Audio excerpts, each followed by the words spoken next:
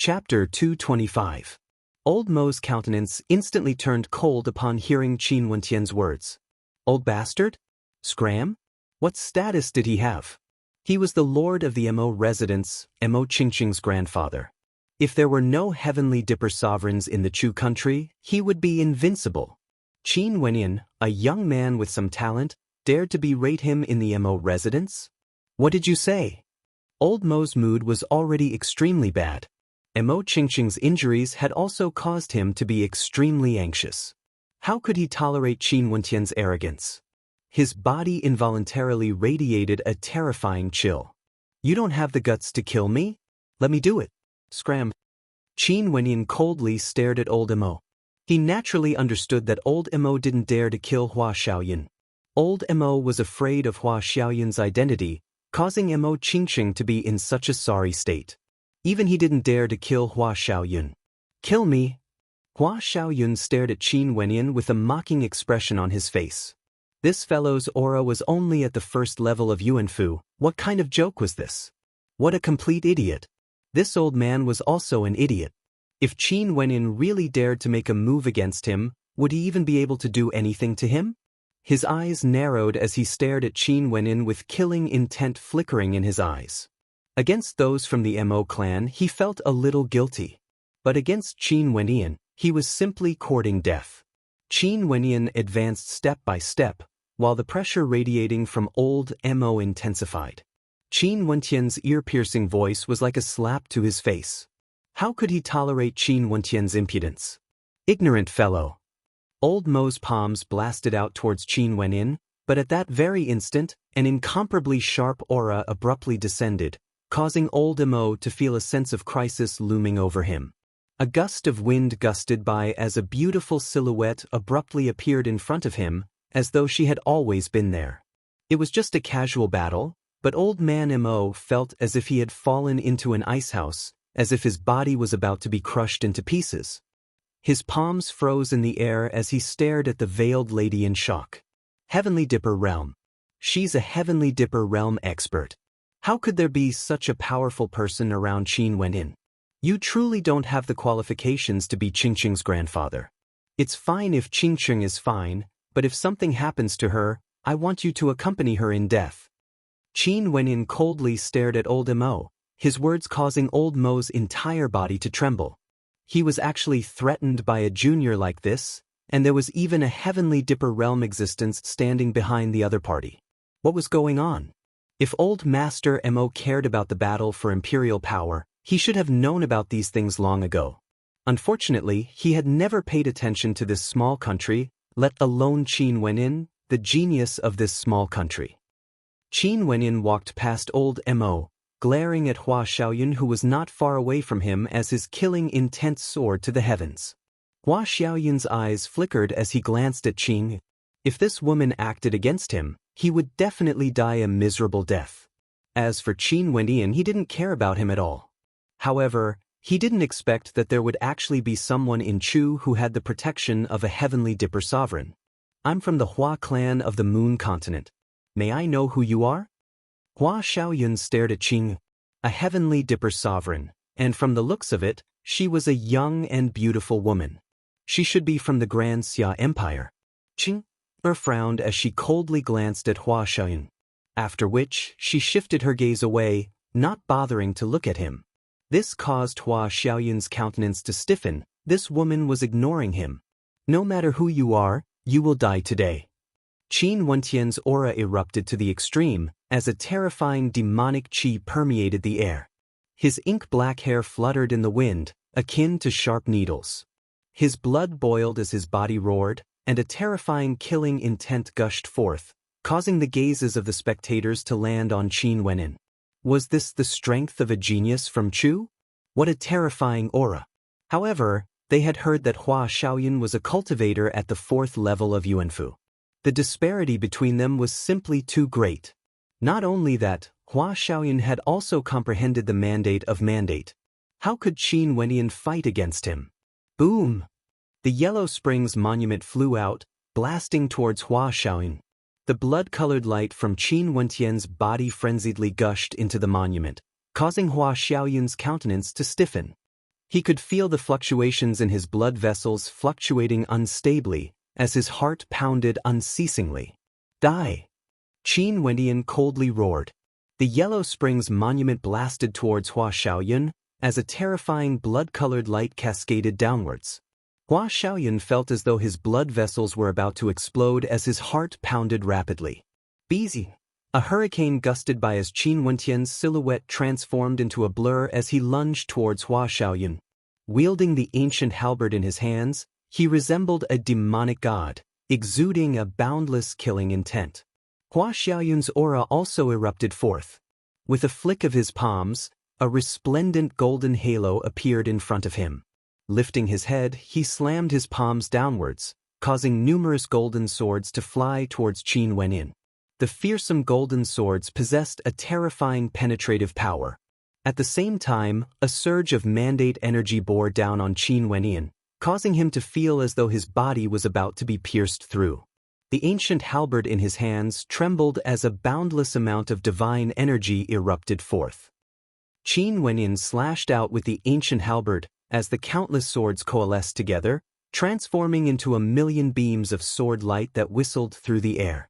The sword light intersected, incomparably resplendent. At the same time, the Yellow Springs monument in the air continued smashing towards Hua Xiaoyun as booming sounds rang out unceasingly.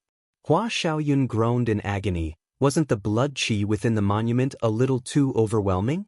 Hua Xiaoyun's palms danced about as a golden millstone appeared. His countenance turned cold as he blasted it towards the Yellow Springs monument. The golden millstone shone with a resplendent light as it smashed towards the Yellow Springs monument.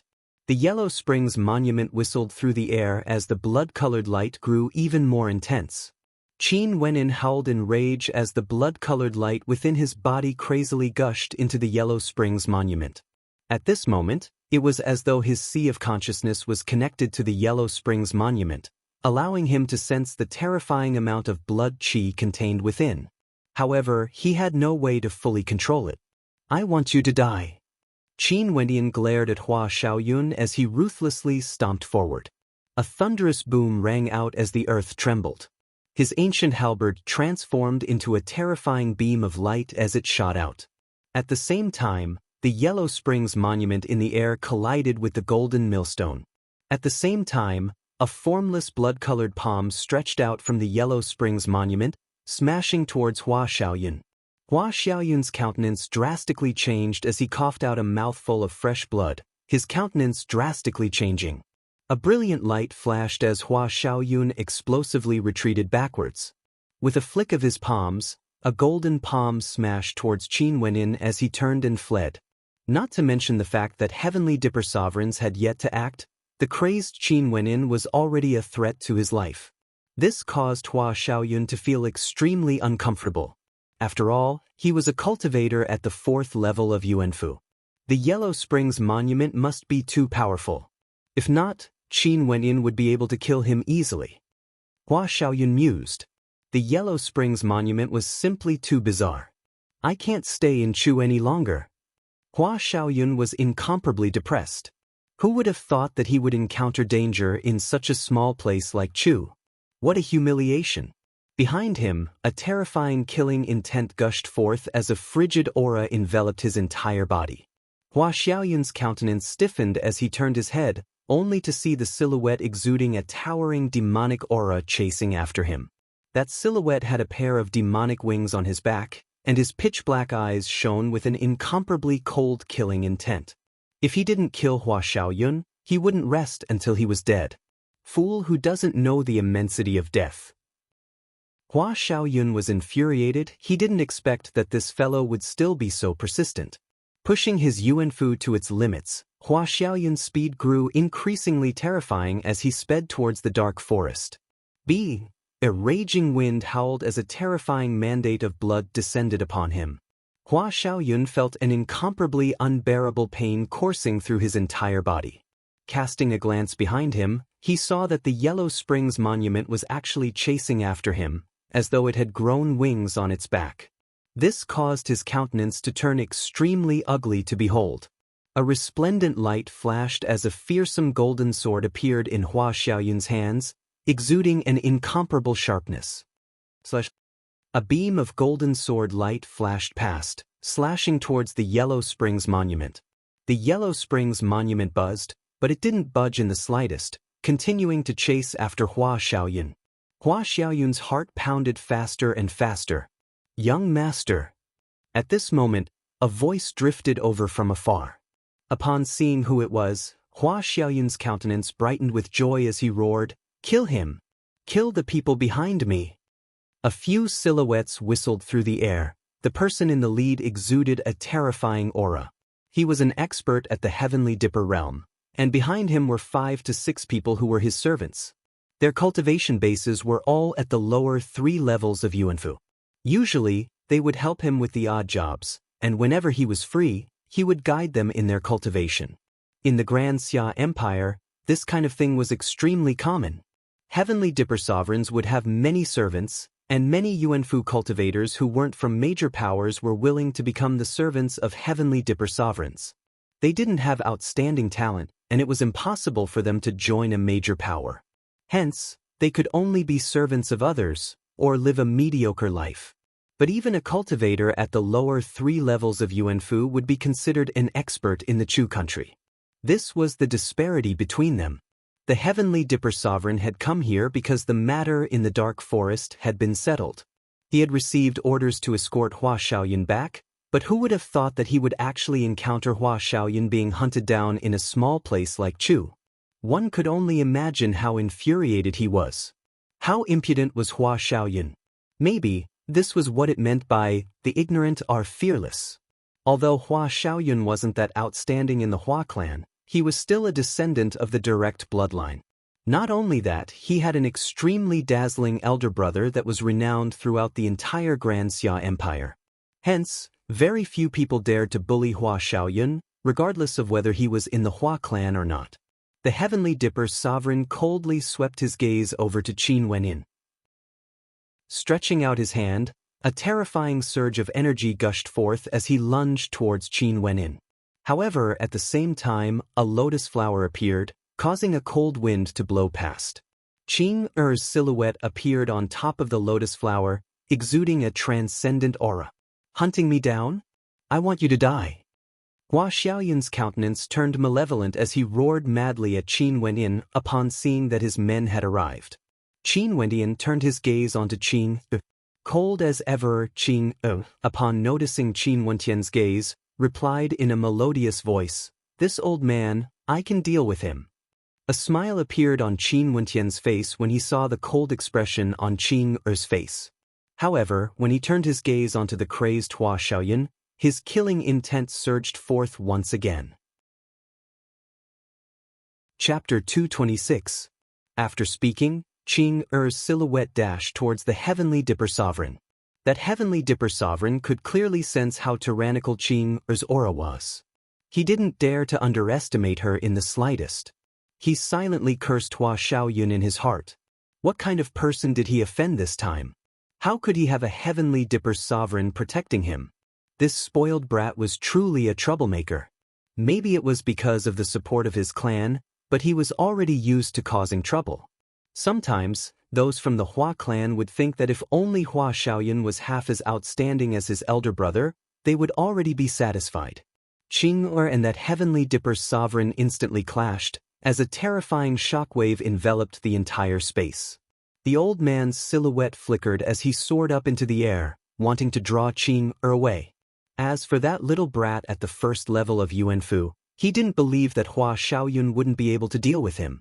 2 beams of light flashed as they soared up into the air. Below, Hua Xiaoyun's smile grew more and more malevolent. "Kill him, all of you attack together, kill him." Hua Xiaoyun's words almost caused the old man to cough out blood. Although his talent wasn't outstanding, he was still a 4th-level Yuanfu cultivator who had comprehended mandate of mandate.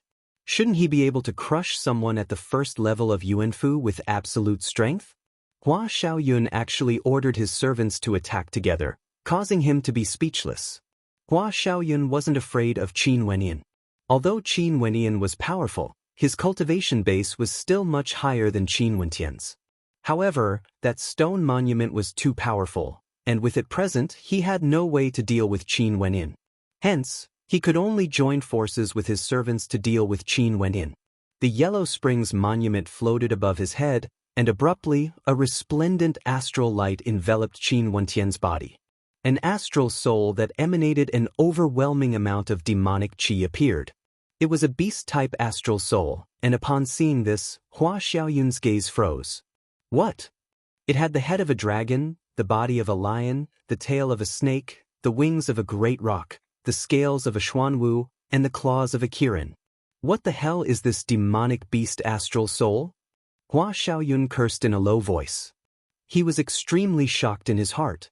Leaving aside what type of astral soul this was, the golden radiance emanating from it indicated that this astral soul was condensed from an astral soul from the fifth heavenly layer.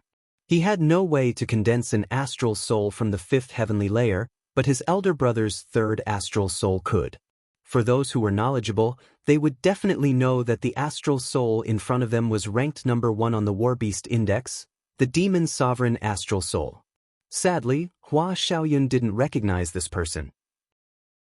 Although these servants were shocked, they didn't recognize this person either. Qin Wendian closed his eyes and took a deep breath. With the help of the beast spirit he had devoured before, his perception shot up to the 9 heavens. The demon's sovereign astral soul lifted its head and howled in rage. Although it was still daytime, an intense beam of starlight cascaded downwards, transforming into a resplendent beam of light, causing the hearts of the people around to tremble violently. What was going on? Roar! The demon's sovereign astral soul let out a low-sounding howl. That resplendent beam of light seemed to connect the demon's sovereign astral soul with some sort of existence in the heavens. The resplendent astral light flickered as one of the Yuanfu within Qin Wentian's Yuanfu started to tremble violently. That was the Yuanfu that corresponded to the demon's sovereign astral soul. Within Qin Wentian's body, there seemed to be a bridge between the Yuanfu and the demon's sovereign astral soul, causing the demon's sovereign astral soul to possess a terrifying amount of energy as it issued a summons towards the heavens. At this moment, a shadow descended from the heavens. This shadow belonged to a demonic beast, a silver-colored great roc. It was none other than the demonic beast of the War Beast Index, the Silver Roc. The body of the Silver Roc gradually solidified, as though it had become a real existence. Abruptly, it opened its eyes, as a terrifying cold light erupted forth, causing the hearts of those who saw it to tremble. This. Hua Xiaoyun and the others stared dumbfoundedly at the scene before them.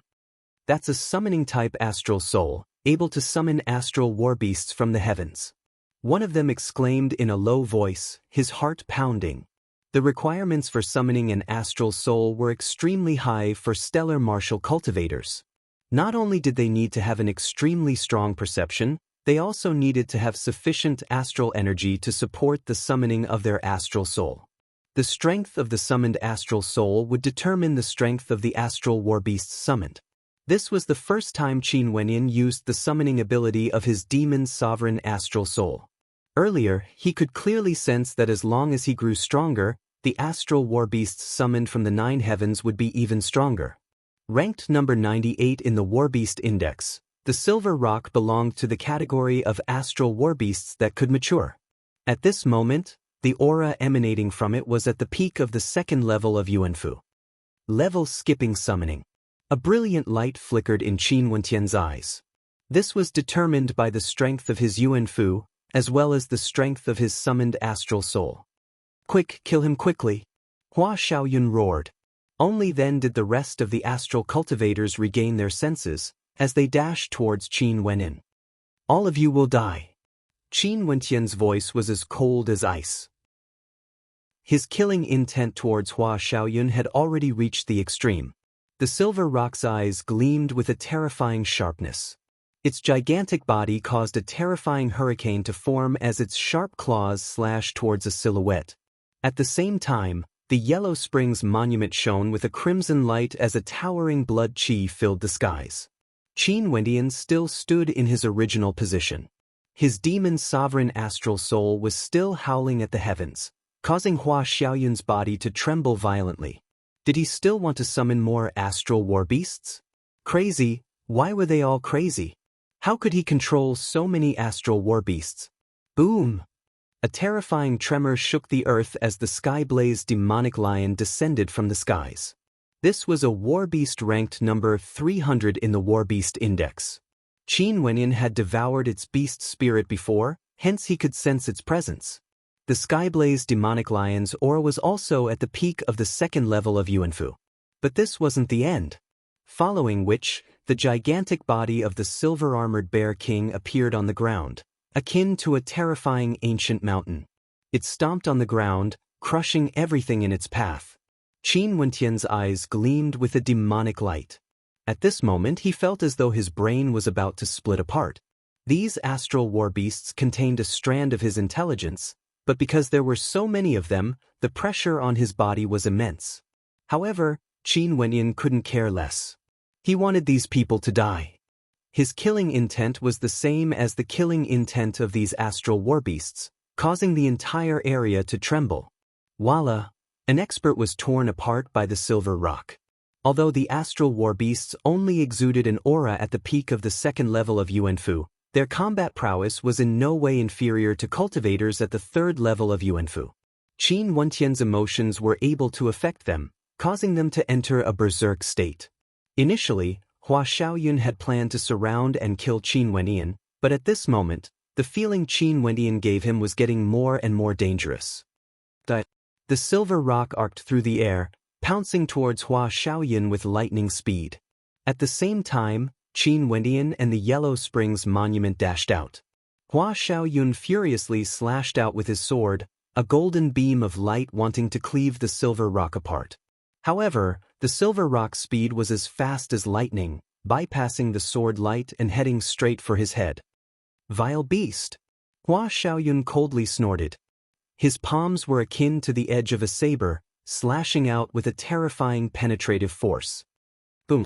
As the Yellow Springs Monument descended, Hua Xiaoyun's heart pounded violently.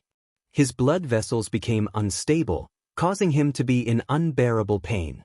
At the same time, the ancient halberd exploded forth, causing Hua Xiaoyun to be at a loss as to what to do. Hua Xiaoyun was also in a frenzied state. His divine weapon flew towards the Yellow Springs Monument, while his 5 fingers were like hooks.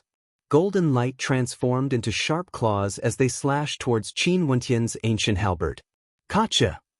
A crisp sound rang out. Hua Xiaoyun stared at Qin Wenyan. He was at the 4th level of Yuanfu. He didn't believe that he wouldn't be able to kill Qin Wenyan. At this moment, Qin Wenyan also released his grip on the ancient halberd, colliding head-on with Hua Xiaoyun. Boom! A terrifying sound echoed out as Hua Xiaoyun spat out a mouthful of blood. However, his determination to kill Qin Wenyan was as resolute as ever. His hands were even sharper than the sharpest swords, as they slammed towards Qin Wentian's arms. A violent roar rang out as Qin Wentian slammed out endless power. Cracking sounds rang out and he only felt that his arms were about to shatter. But at the same time, he staggered and opened his mouth. With a whistling sound, sharp swords pierced straight into his opponent's eyes and head. Hua Xiaoyun's countenance drastically changed as he hurriedly retracted his palms. A golden light shone in front of his head as he explosively retreated. A cold wind gusted by as a terrifying dong sound rang out. Hua Xiaoyun coughed out several mouthfuls of blood, and at the same time he shifted his arms away, only to see a terrifying beam of sword light slashing towards him, wanting to destroy everything in its path.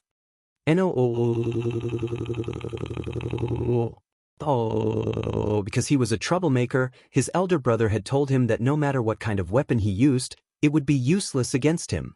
Once he met an expert, he would still die. Hence, this life-saving trump card was priceless. Even heavenly dipper sovereigns wouldn't be able to catch up to him. Unless it was absolutely necessary, he wouldn't be willing to use it. But now, against a cultivator at the 1st level of Yuanfu, he was forced to use it. Qin Wenyan, who was rushing towards Hua Xiaoyun, only saw a blinding flash of light from Hua Xiaoyun's wings.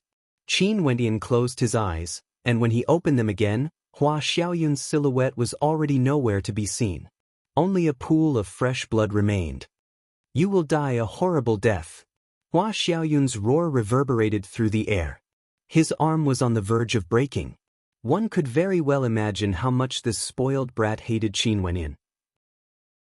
Even if I chase you all the way to the Grand Xia Empire, you will still have to die.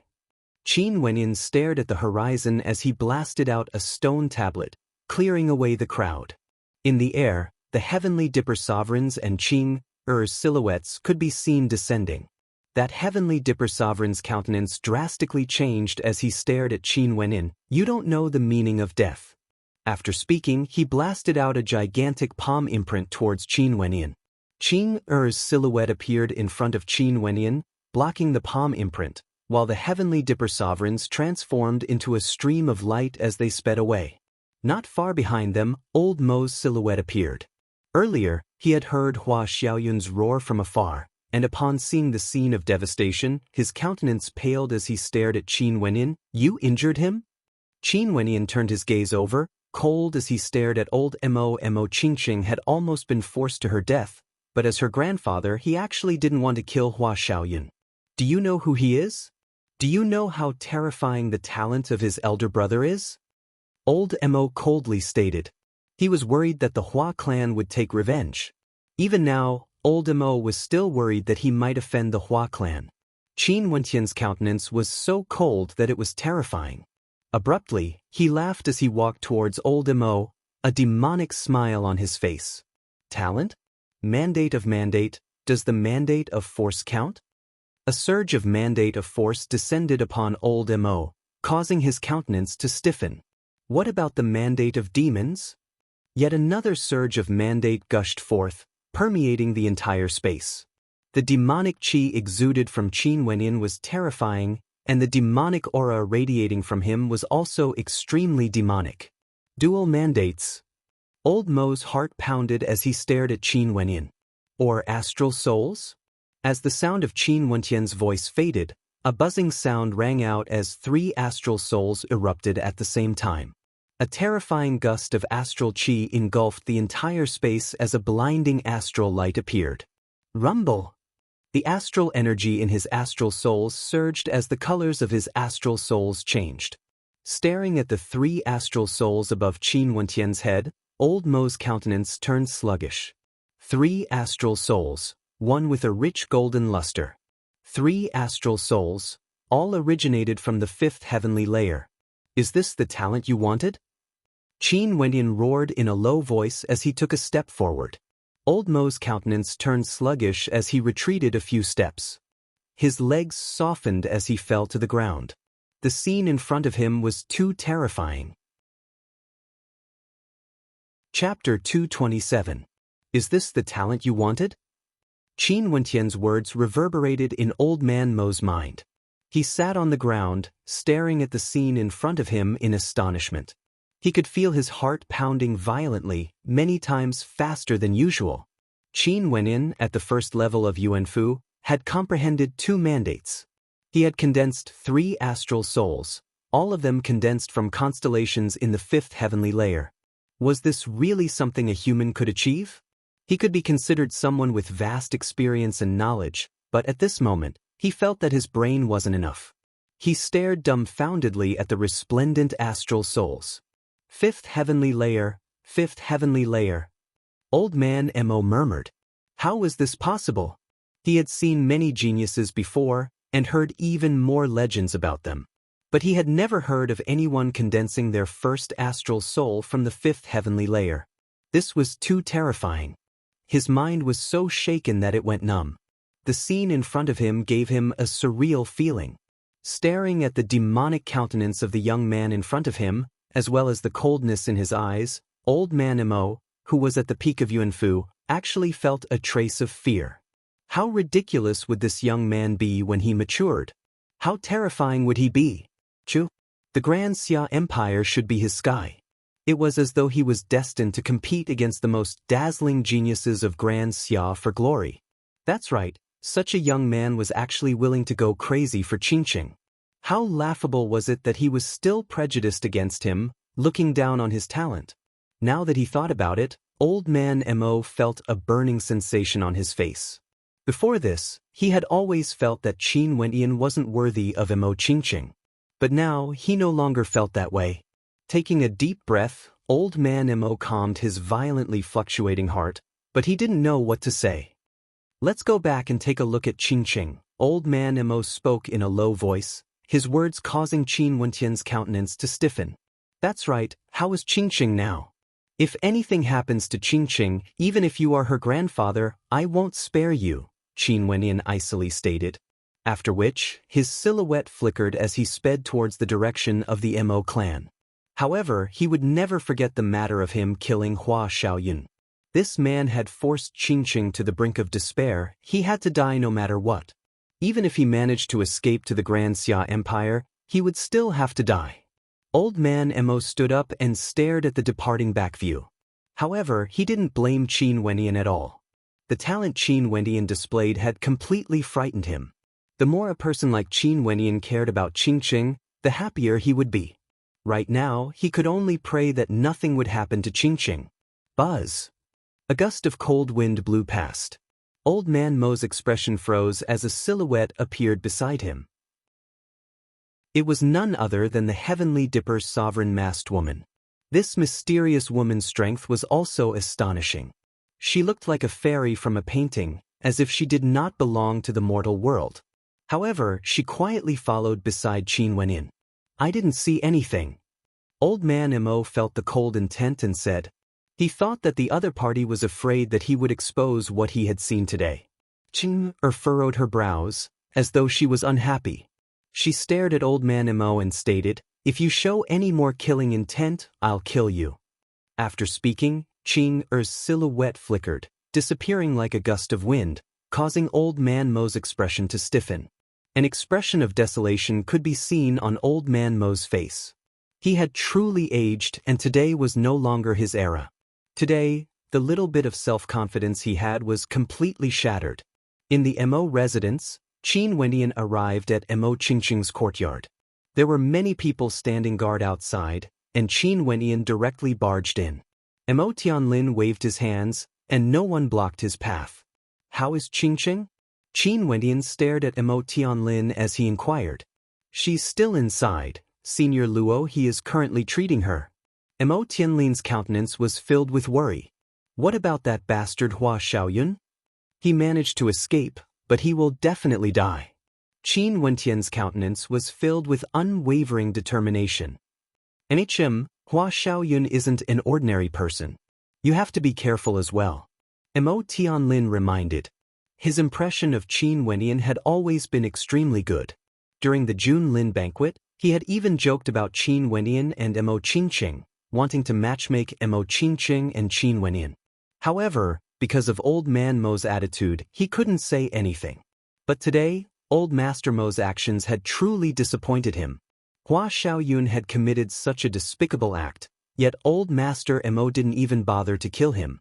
Although old Master Mo was worried that the Mo clan would take revenge on him, old Master Mo couldn't help but want to tear Hua Xiaoyun into 1,000 pieces.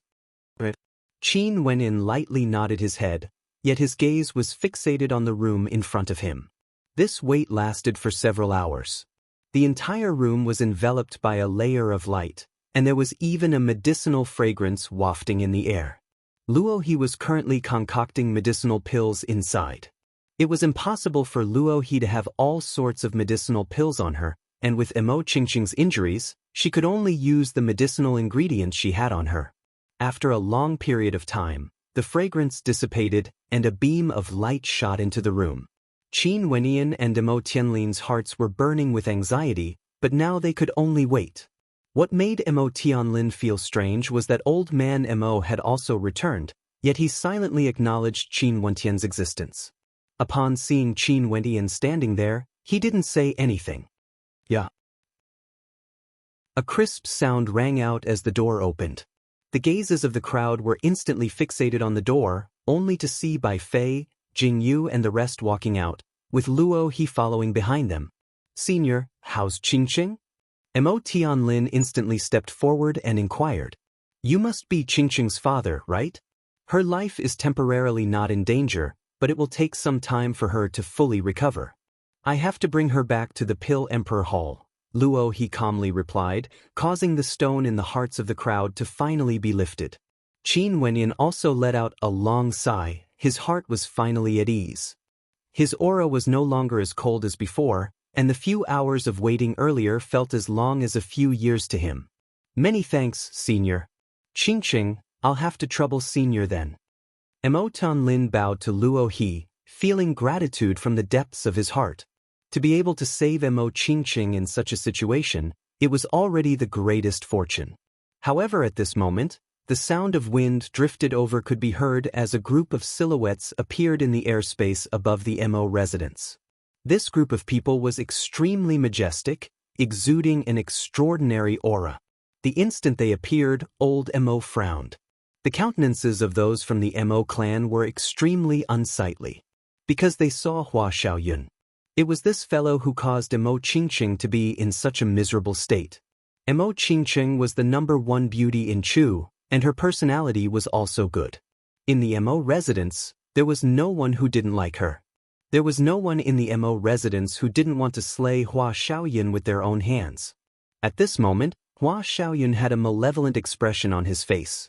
One of his arms hung limply in the air, as though it was about to break off at any moment. A terrifying killing intent gushed forth from him as he stared fixedly at Qin Wenyan. Big brother, it's him. He's the one who severed one of my arms. His strength is inferior to mine, but he has an extremely powerful divine weapon. He sneak attacked me, and that's why I was slashed by his sword. Hua Xiaoyun roared with righteous indignation. At this moment, he no longer had the unfathomable aura he had when he was in the Mo residence. His true nature was completely exposed. Qin Wenyan stared at Hua Xiaoyun in the air, his eyes filled with ice-cold killing intent. The young man beside Hua Xiaoyun swept a glance at Qin Wenyan. This young man had a slender build, and his face was like jade. His eyes were like the stars in the sky, filled with vigor. His gaze was as sharp as swords, and he exuded a sense of superiority. Big brother, kill him. Hua Xiaoyun didn't spare him. Shut up. Hua Xiaoyun's elder brother snorted in a low voice. He understood Hua Xiaoyun's personality very well, and he knew that this fellow's words could only be half believed. He must have offended someone else again. If not, how could the Pill Emperor Hall allow a mere first-level Yuanfu cultivator to bully him? And at this moment, the gazes of those from the Pill Emperor Hall were all somewhat strange. Senior Luo He, can you help my younger brother to reattach his severed arm? Although the young man felt that something was wrong, Hua Xiaoyun was, after all, his younger brother. Reattach his severed arm? He still has the face to see me? Luo He inclined her head and stared at the young man, her countenance cold. If it weren't for the fact that she was giving face to this young man, she would have already killed Hua Xiaoyun. Xiaoyun, what have you done? Why aren't you apologizing to Senior? The young man berated. Hua Xiaoyun's gaze shifted to Luo He, as though he was afraid of her. Senior, this junior was muddle-headed for a moment. I only wanted to play a joke on Miss Qingqing. Who would have thought that I would make such a grave mistake? Hua Xiaoyun knew when to lower his head and respectfully admitted his mistake. This Luo He wasn't an ordinary mortal from the Pill Emperor Hall. She was the daughter of the Pill Emperor. Who would dare to not give her face? Let alone now, he wanted her to treat his injuries. Don't give me that. Luo He snorted coldly. You wanted to sully my disciple, causing her life to be hanging by a thread. I'm already giving face to the Hua clan by not killing you. Furthermore, I wasn't the one who chopped off her arm. Upon hearing Luo He's words, Hua Xiaoyun's elder brother's countenance turned sluggish. Only now did he know what kind of shameful things this useless younger brother of his had done. Traces of coldness involuntarily flickered in his sword-like eyes. Suddenly, a cold light swept out from his body. Arg.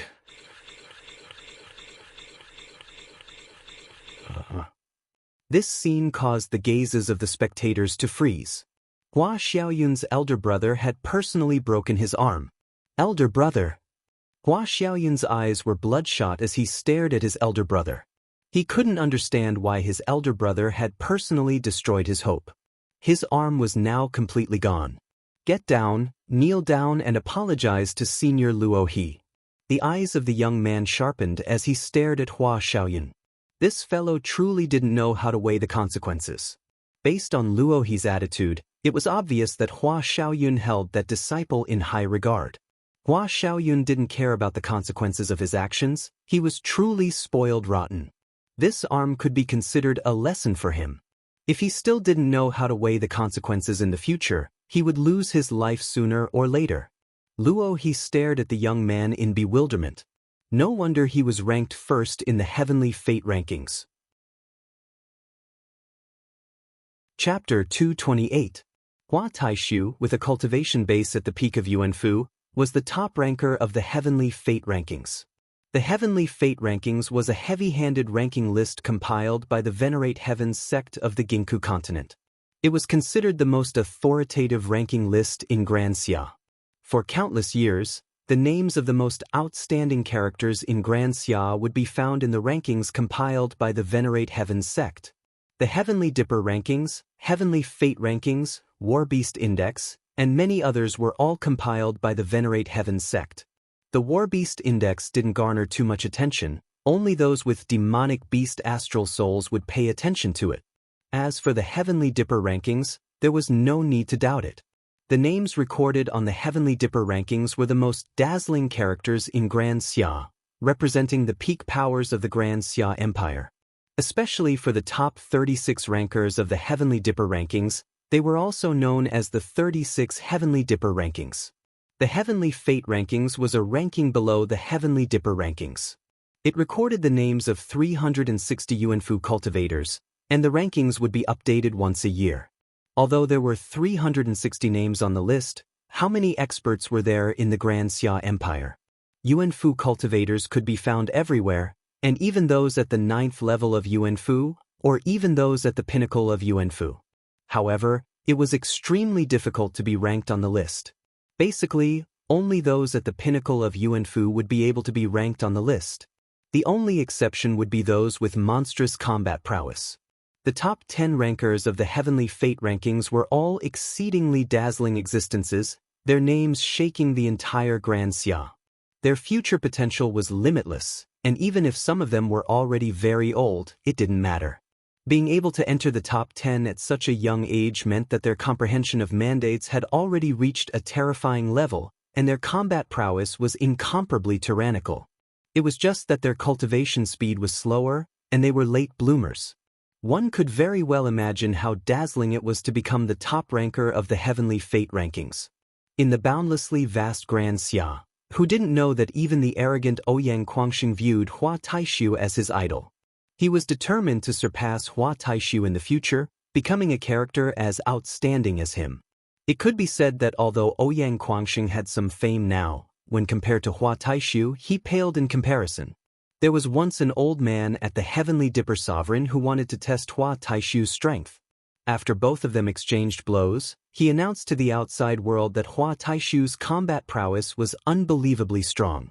As for who won and who lost, there was no need to say anything else.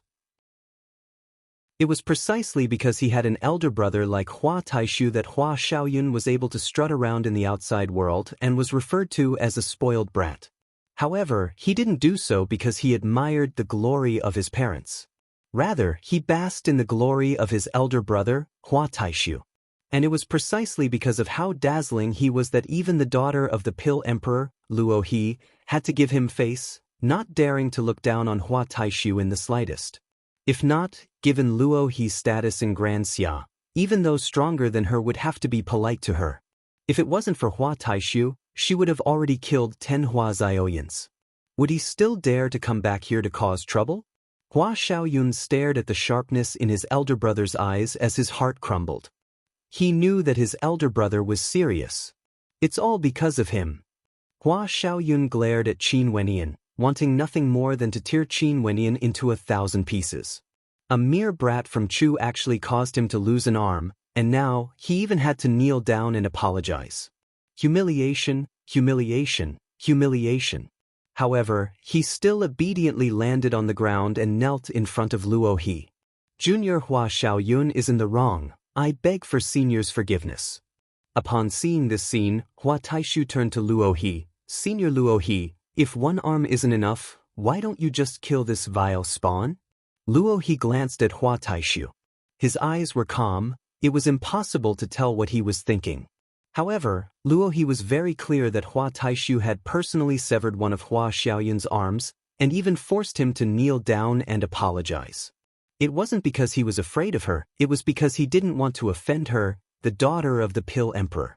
Hua Xiaoyun was, after all, the younger brother of Hua Taishu, born from the same parents. Everyone in Grand Xia knew how much Hua Taishu doted on his younger brother. Now that he had given her face, it was all because he wanted to mend their relationship. But if she really killed Hua Xiaoyun, things would become even more complicated. Maybe Hua Taishu wouldn't say anything on the surface, but she would have one more terrifying enemy. Forget it, since he has already severed an arm, consider it as an apology. Qingqing's life is no longer in danger, so this matter ends here. Also, don't look for trouble with the Mo clan. Luo He indifferently spoke, and didn't pursue the matter any further. Since Hua Taishu had given her enough face, it wouldn't be good for her to let the relationship between the two of them sour. For someone like Hua Taishu, even if she couldn't become his friend, she couldn't become his enemy either. Hua Taishu had the same attitude towards her. As the daughter of the Pill Emperor, a single sentence from her could cause many experts to throw their lives away for her. Senior, you don't have to worry about this. Hua Taishu nodded his head. Hua Xiaoyun only has himself to blame. Since he had already admitted his mistake, he had to act like he was admitting his mistake. Given his status, it was impossible for him to take revenge after forcing Hua Xiaoyun to kneel and admit his mistake. Wouldn't that be akin to slapping his own face? Get up. Hua Taishu roared to Hua Xiaoyun. Big brother, but... Hua Xiaoyun's gaze swept over to Qin Wenyan, wanting to continue speaking. Shut up. Hua Taishu furrowed his brows. Hua Xiaoyun gritted his teeth. He could only endure. Hua Taishu's gaze slowly shifted over, landing on Qin Wenyan as he calmly asked, Do you feel a killing intent radiating from you? Qin Wenyan inclined his head, staring at Hua Taishu. This person was extraordinary, even Luo He had to give him face. But so what of it? Could it be that this matter would end here just because of Luo He? Things wouldn't be so simple. He had to kill Hua Xiaoyun no matter who he was. However, after knowing that Qingqing's life wasn't in danger, Qin Wenyan also calmed down. Given the current situation, it was impossible for him to rush up and kill Hua Xiaoyun. If he did so, he would be buried together with Hua Xiaoyun. Even Qing wouldn't be able to protect him. Hua Xiaoyun said that you borrowed the power of a divine weapon. But even so, you were still able to cause him to be in such a miserable state. This shows that your combat prowess is extremely powerful. If there's a chance, you should pay a visit to the Grand Xia Empire. Hua Taishu's voice contained no traces of anger. It was as though he was conversing with an old friend. In that place, there are many geniuses like you. Hua Taishu stretched his hands out, as rays of light cascaded down from the heavens onto his palms. The rays of light abruptly turned sharp, resembling terrifying swords. With a wave of Hua Taishu's hand, the beams of light transformed into a rain of swords, whistling through the air as they shot towards the distance. The might they exuded was extremely shocking. Only by surpassing them will you have the qualifications to establish yourself in the Grand Xia Empire. Senior Luo He, farewell. Hua Taishu bowed slightly. After speaking, his palms abruptly moved as he grabbed hold of Hua Xiaoyun's body. Like a formless gust of wind, Hua Taishu soared through the air, appearing far away in the blink of an eye. With one hand clasped behind his back, he exuded a carefree aura, leaving only the view of his back to the spectators. Those from the Hua clan glanced at Qin Wenyan before following after Hua Taishu. They had come with such ferocity, yet when they left, it was as if nothing had happened. Hua Taishu didn't make a move against Qin Wenyan to avenge Hua Xiaoyun. He only left behind a few lines of tranquil words, and from those few lines, the crowd could feel the pride and arrogance in his voice. In that place, there are many geniuses like you. Only by surpassing them would you have the qualifications to stand on the Grand Xia Empire. Merely having the qualifications to stand on the Grand Xia Empire? Although this was somewhat arrogant, wasn't it true? Qin Wenyin stood there, his countenance calm as he stared at the departing silhouettes. Was this matter over just like that? Obviously not. Based on what Hua Xiaoyan had done to Mo Qingqing, how could he not die? He would definitely go to the Grand Xia Empire, and it wouldn't take too long. Heading to Grand Xia, was it merely to gain the qualifications to stand on the Grand Xia Empire? It's about time for us to leave, Luo He indifferently stated. After which, she stepped into the room and walked out with Mo Qingqing in her arms. Old Mo Tianlin, and Qin Wenyin all walked up to the unconscious Mo Qingqing. Could it be that they didn't even have a chance to bid farewell to her? Staring at the haggard countenance of Mo Qingqing, Qin Wentian's determination grew even more resolute. Leave her to me, don't worry. Luo He calmly spoke upon seeing the worried expressions on the faces of Mo Tianlin and the rest. Senior, we didn't mean it that way, old Mo stammered. If there's an opportunity, you all can come to the Pill Emperor Hall to visit her, Luo He stated. Luo He added. After which, she soared up into the air, and those from the Pill Emperor Hall also followed suit. Just when Bai Fei was about to leave, she seemed to have thought of something. She turned and walked to the side of Qin Wenyin as she stated, "This time around, you're lucky that my master was here. That's why the Hua clan didn't make a move against you. I know you have deep feelings for Qingqing, but I still have to give you a piece of advice. Don't come to the Pill Emperor Hall to look for her. The two of you are not compatible."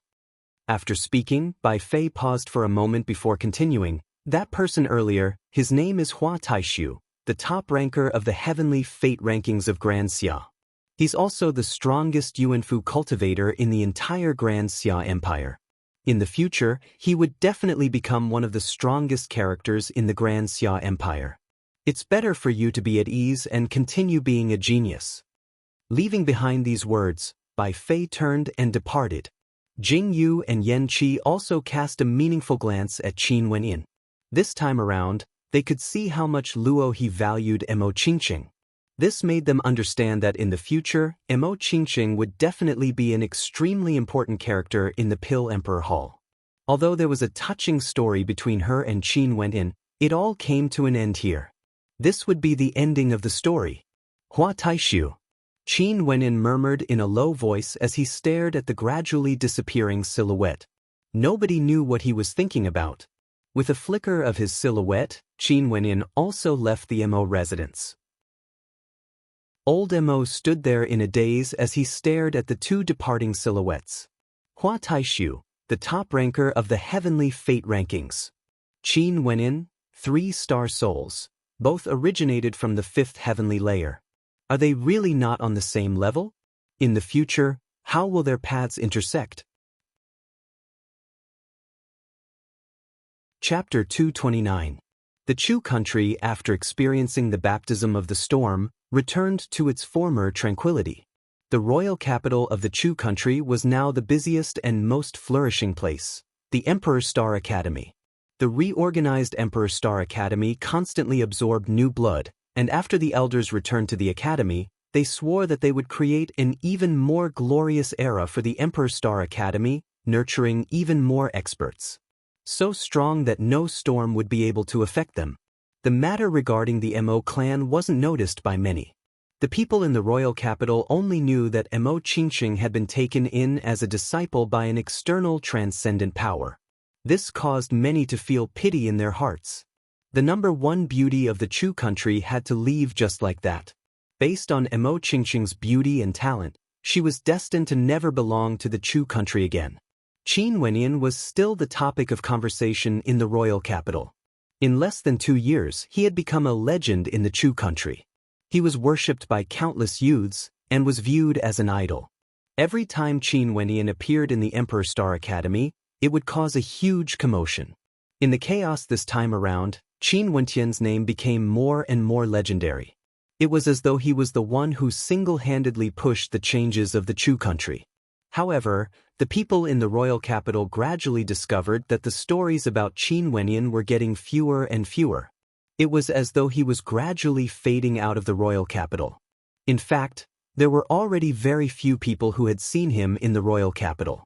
Many people were even guessing that Qin Wendian had already left the royal capital. Based on his talent, the Chu country wasn't a place where he could stay for long. Sooner or later, he would have to roam the world outside. In the bamboo hut, on the other side of the river, there was a floating space about the size of a training ground. At this moment, a young man with disheveled hair could be seen there, wielding an ancient halberd in his hands. He pierced out again and again, as though there was no end to his attacks. Every time the ancient halberd pierced out, a whistling wind would be generated, as though a gigantic force was lashing out against the air. After thousands of times, the young man would sit down cross-legged and close his eyes in contemplation, entering a state of absolute silence. Day after day, month after month, cultivation seemed to have no end. On the mountain peak behind him, a lithe and graceful silhouette flickered as she descended, arriving at the waist of the mountain. However, she merely stood at a distance and watched quietly. Not far away, the ancient halberd of the young man abruptly pierced out, slamming into a gigantic boulder beside him. Poochie! A light sound rang out from the gigantic boulder. After which, terrifying rumbling sounds could be heard as the rocks on the mountain peak behind the gigantic boulder began to violently explode. The young man pointed his ancient halberd downwards as a satisfied smile appeared on his face. He turned around and walked towards the graceful figure. Bang! A thunderous sound rang out from behind the young man. The gigantic boulder directly disintegrated into dust, leaving nothing behind.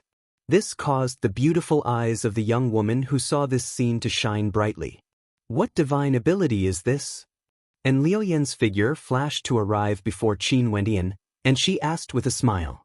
Now, Qin Wendian's eyes were deep, and he gradually got rid of the childishness.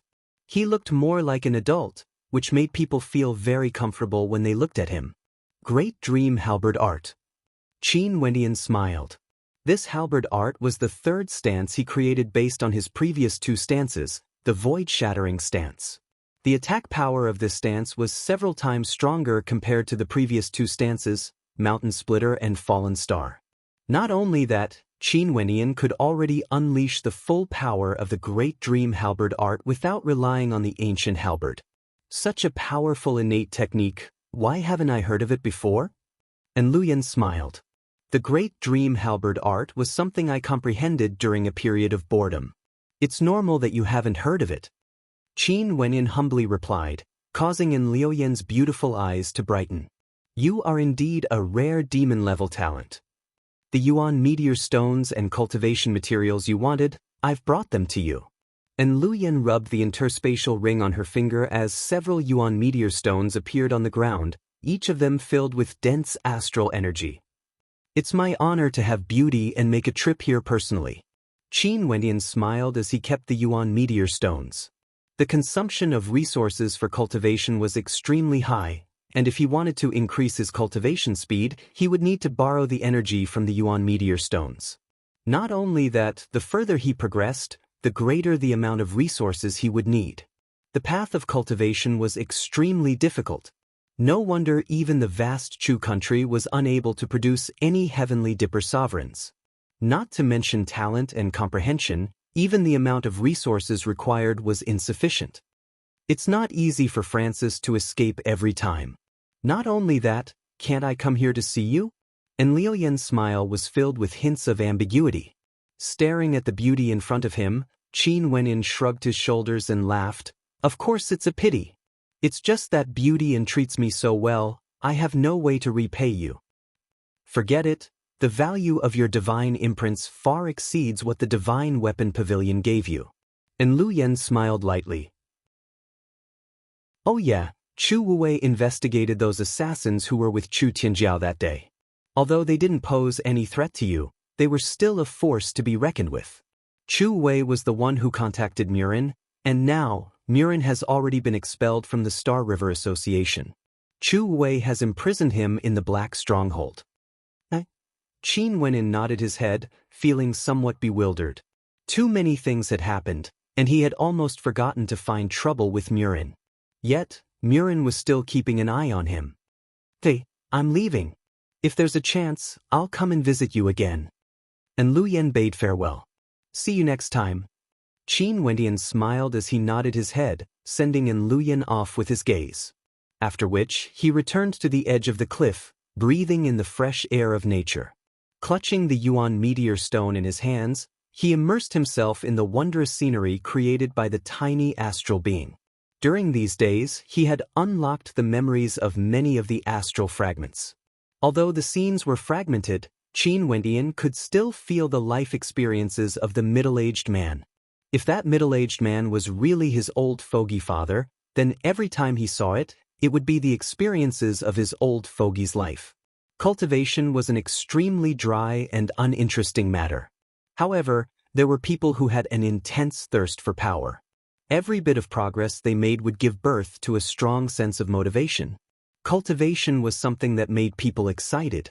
Qin Wendian was one such person. He could feel himself improving day by day, and the thirst in his heart was too strong. Hua Xiaoyun hadn't died yet, the Nine Mystical Palace was still unable to contend against him. Qingqing would soon become an important character in the Pill Emperor Hall, and the countless heroes of the Grand Xia Empire. All of these pushed him forward, causing the blood in his heart to burn eternally. Time flowed by bit, and in the blink of an eye, it was winter again. In the airspace of Chu, snowflakes drifted down. After a few days of heavy snowfall, the entire Chu country was covered in a layer of snow-white armor. The snowy peak where Qin Wendian was at was already covered in snow, and the scene was filled with a dreamlike beauty. On the peak of the mountain, the silhouette of a young man stood there, gazing at the Chu country in the distance. Beside him, a pure white snowy puppy, as though it had fused as one with the earth, had its head held high in the air. Similar to Qin Wendian, it was also gazing into the distance. Behind Qin Wendian, a maiden of absolute beauty stood there, as though she was someone from a painting. She gazed at the snowy scenery before her. Stretching out her dainty hands, she allowed the snowflakes to land on her palms. The scenery in front of her was so beautiful. If there were others here, they would discover that this scene was even more beautiful than the scenery before them. Maybe, this scene itself was already a beautiful scene. Qin Wendian turned his head, only to see Qing, tilting her head upwards, as she stretched out her hands to catch the falling snowflakes. He couldn't help but be in a daze. This mysterious maiden was akin to a celestial maiden. Is it beautiful? Qin Wendian asked in a low voice. Qin Wendian retracted his hands, as he stared at Qin Wendian. His eyelashes flickered, but he didn't say anything. This caused Qin Wendian to feel extremely helpless. She was truly a cold beauty, cherishing her words like gold. Even if he wanted to converse with her, it would be extremely difficult. Shall we descend the mountain for a walk? Qin Wendian asked again. Qing Er's beautiful eyes stared at him. It was still unknown what she was thinking about. Just when Qin Wendian thought that she would remain silent, Qing Er lightly nodded her head. Okay. Isn't this good? Qin Wendian laughed. After which, he carried little rascal in his arms and soared into the skies. The royal capital was covered in a blanket of white snow.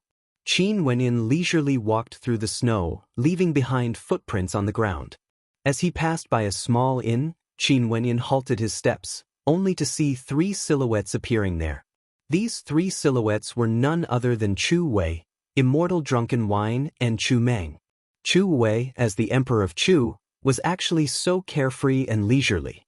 He even liked to drink with his good friend Immortal Drunken Wine occasionally. This point caused Qin Wendian to feel even more confident in his choice. Chu Wei, who was unable to cultivate, might really become a brilliant ruler, bringing the martial path of Chu to a whole new level. Wendian, do you want to come over for a drink or two? Chu Wei couldn't help but smile when he saw Qin Wendian. It's fine, I wish to roam around. Qin Wendian smiled. Sure, remember to bring this piece of wood with you when you leave. Chu Wei laughed. He didn't continue persuading Qin Wendian to stay behind. I will look for you. Qin Wendian smiled as he nodded his head. Chu Wei was willing to entrust Chu Meng to him. It was also because of his trust in him. His magnanimity far surpassed that of ordinary people. Seeing Qin Wendian departing, Followed by a peerless beauty, Chu Wuwei and immortal drunken wine exchanged glances as a smile appeared on their faces. This fellow was truly extraordinary. Qin Wenyan walked aimlessly. Occasionally, there would be people who would stop and glance at him, but Qin Wenyan would only smile in response. At this moment, 2 more people hurriedly walked past him. Luyan, hurry up and leave. A young man couldn't help but be startled when he saw his girlfriend standing there in a daze. Qin Wenyan noticed that Lu Yen had also stopped. She seemed to have changed quite a bit. She seemed more haggard than before, and no longer had the youthful vigor she once had. Glancing at Lu Yan's boyfriend, he realized that it wasn't Yi Zhan. Most probably, after the fall of the Yi clan, they had already broken up. Smiling and nodding his head to Lu Yen, Qin Wenyan continued walking forward, while Lu Yen stood there in a daze. Her eyes were slightly red as she stared at the fluttering snowflakes in the air. For some unknown reason, she felt a tinge of sadness in her heart. Unknowingly, Qin Wenyan arrived in front of an ancient tree. Upon seeing this ancient tree, Qin Wenyan smiled as he walked over and sat down on the snowy ground, with his back leaning against the tree. Little Rascal squatted by Qin Wentian's side as it inclined its head to look at him. Its intelligent eyes flickered with a different kind of light. "Am I very dumb?" Qin Wentian suddenly asked. Little Rascal nodded its head, as a smile could be seen in its intelligent eyes. Qin Wentian also smiled warmly when he saw the expression on Little Rascal's face. Back then, when the young girl sat under the tree with him and called him an idiot, he had asked Little Rascal this question. Leaning against the ancient tree, Qin Wentian stared ahead. It was as though he could see the beautiful young girl clad in white, smiling sweetly at him. His memories were like a painting, just like yesterday. Where was she? Chapter 230. The territory of Grand Xia was boundless, and there were countless cities within it. However, there were a total of 9 cities, known as the 9 continents. The 9 continents were the 9 central cities of Grand Xia. All the transcendent powers were located within the 9 continents. The 9 continents were respectively Qing Continent, Azure Continent, Spirit Continent, Ginku Continent, War Continent, Wind Continent, Demon Continent, Swallow Continent and Moon Continent. Among which the Azure Continent, the Spirit Continent, the Demon Continent and the Swallow Continent were located at the 4 corners of Grand Xia, guarding the 4 corners. The distance between them was the furthest, and the Azure Continent was the closest to Chu. The Ginku Continent, Moon Continent and War Continent were all located in the central region of Grand Xia. The Moon Continent was also known as the Qi of the 9 continents. The atmosphere of the 9 continents were all gathered here, and the place was filled with heroes. The Pill Emperor Hall was one of the transcendent powers of the Moon Continent. It was unknown how many years of history it had existed, but no matter how turbulent the Grand Xia Empire was, the position of the Pill Emperor Hall had never wavered. Their foundation wasn't damaged, and they continued to grow. Among the transcendent powers of Grand Xia, the Pill Emperor Hall could be ranked within the top 5.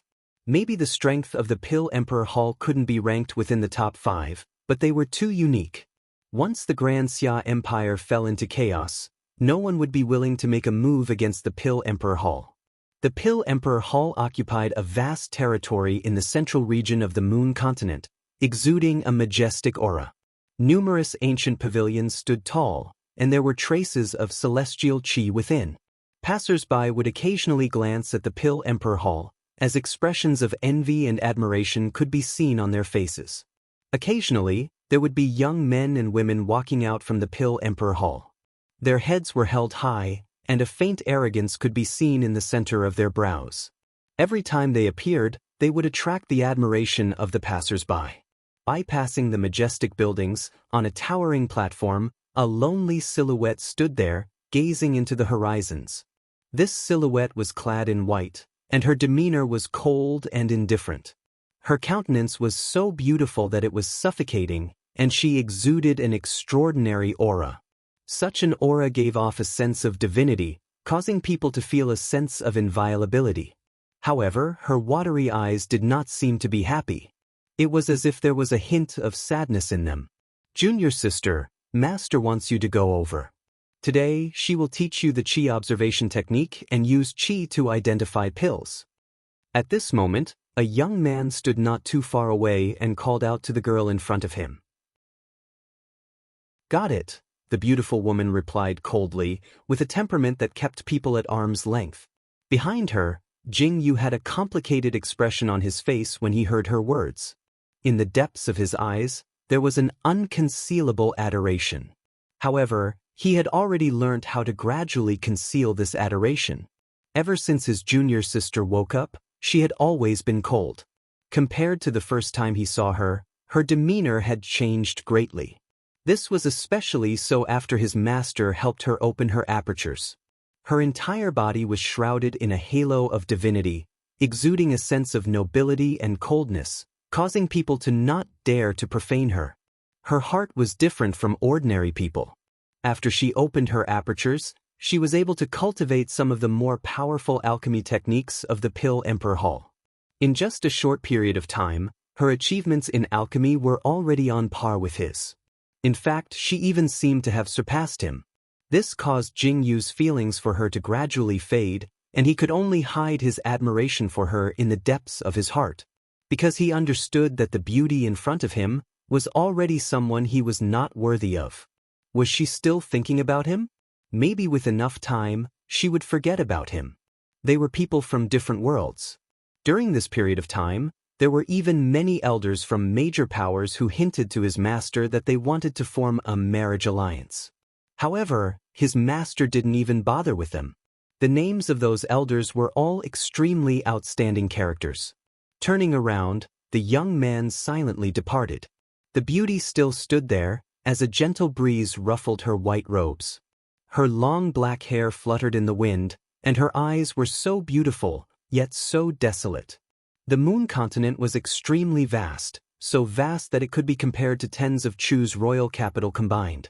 Just this city alone already had an uncountable number of people.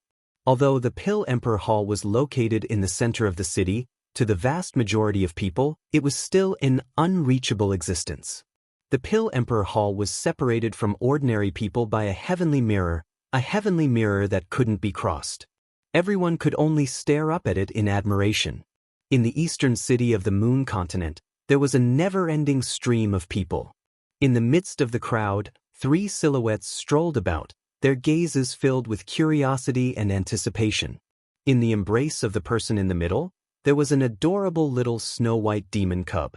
The eyes of the person in the middle roamed about unceasingly, contemplating this ancient and majestic city. How majestic! Chu's royal capital is nothing compared to this place. There's no way to compare at all. The fatty on the left narrowed his eyes, sneaking glances at the passers-by. Indeed, there's no way to compare. The burly fellow on the right nodded his head. His countenance was somewhat innocent. Although he had feelings for Chu, the disparity between the two was too great. Boss, the beauties here have such good demeanor. Fatty tugged on the arm of the middle-aged man, as he shifted his gaze to the side. Look at that beauty clad in a jade-green dress. She's tall and voluptuous, as well as exuding an aura of coldness. Tiske, if only we could be friends. Qin Wenin rolled his eyes when he heard Fatty's words. This damnable Fatty was truly a weirdo. The beautiful lady beside him frowned as she stared at Fan Lu, causing Fan Lu to hurriedly cover his mouth with his hands. This pair of ears were really sensitive. Beauty, I'm only praising you for your beauty. I just want to be friends with you, I have no other intentions. Fatty trembled as he replied. You still want to have other intentions? The countenance of the beautiful lady turned unsightly. The eyes of this damnable Fatty were a little too shameless, staring at her with a lecherous expression. I'm sorry, he doesn't know how to talk. Qin Wenin nodded his head apologetically to the young lady. The young lady inclined her head and glanced at Qin Wenin, and upon seeing Qin Wentian's extraordinary demeanor, her gaze softened somewhat. She then turned to Qin Wenin. The eyes of this friend of yours are really loathsome. Fan Lu, who was currently staring at the voluptuous figure of the beautiful lady, froze for a moment before he smiled. Bastard! The young lady blushed when she saw the look in Fan Li's eyes. Stomping her feet, she hurriedly departed. Damnable fatty, don't cause trouble outside. Qin Wenyan rolled his eyes at Fan Lu. This fellow was too much of a bastard. How could he stare at a beautiful lady like this? Boss, my eyes are there, I can't control my emotions. Fan Lu didn't seem to feel the slightest bit ashamed. After which, he murmured, that beautiful lady only has a cultivation base at the second level of Yunfu. How could there be any danger? Qin Wenyan completely lost his temper when he thought about how Fan Lu was able to read the cultivation base of others. It seemed like Fan Lu had done it intentionally earlier. Right now, Qin Wenyan's demeanor had undergone a great transformation compared to the past. His handsome face was no longer filled with immaturity, and his long black hair casually draped over his shoulders. If one wasn't very familiar with him and hadn't seen him for half a year, they wouldn't be able to recognize him. Let's go buy a map of the moon continent. Qin Wenyan walked to a shop by the roadside and purchased a map. After which, he unfurled the map and studied it as he walked. His gaze instantly landed on the central location of the map. Over there was an extremely vast expanse of land, with a towering great hall that towered into the heavens as its symbol. On top of the map, 3 words were engraved, Pill Emperor Hall. Ooh! Qin Wenyan inclined his head as he stared in the direction of the center of the city. The Pill Emperor Hall was right under his feet.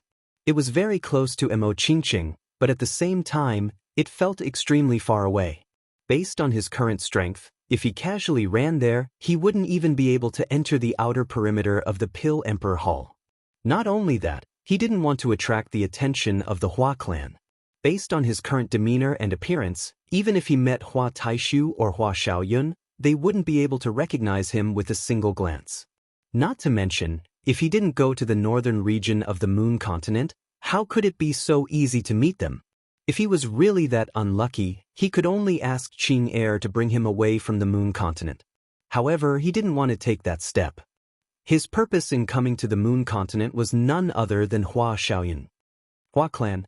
A cold light flickered in Qin Wenyan's eyes as he stared at the 4 words engraved on the northern region of the map.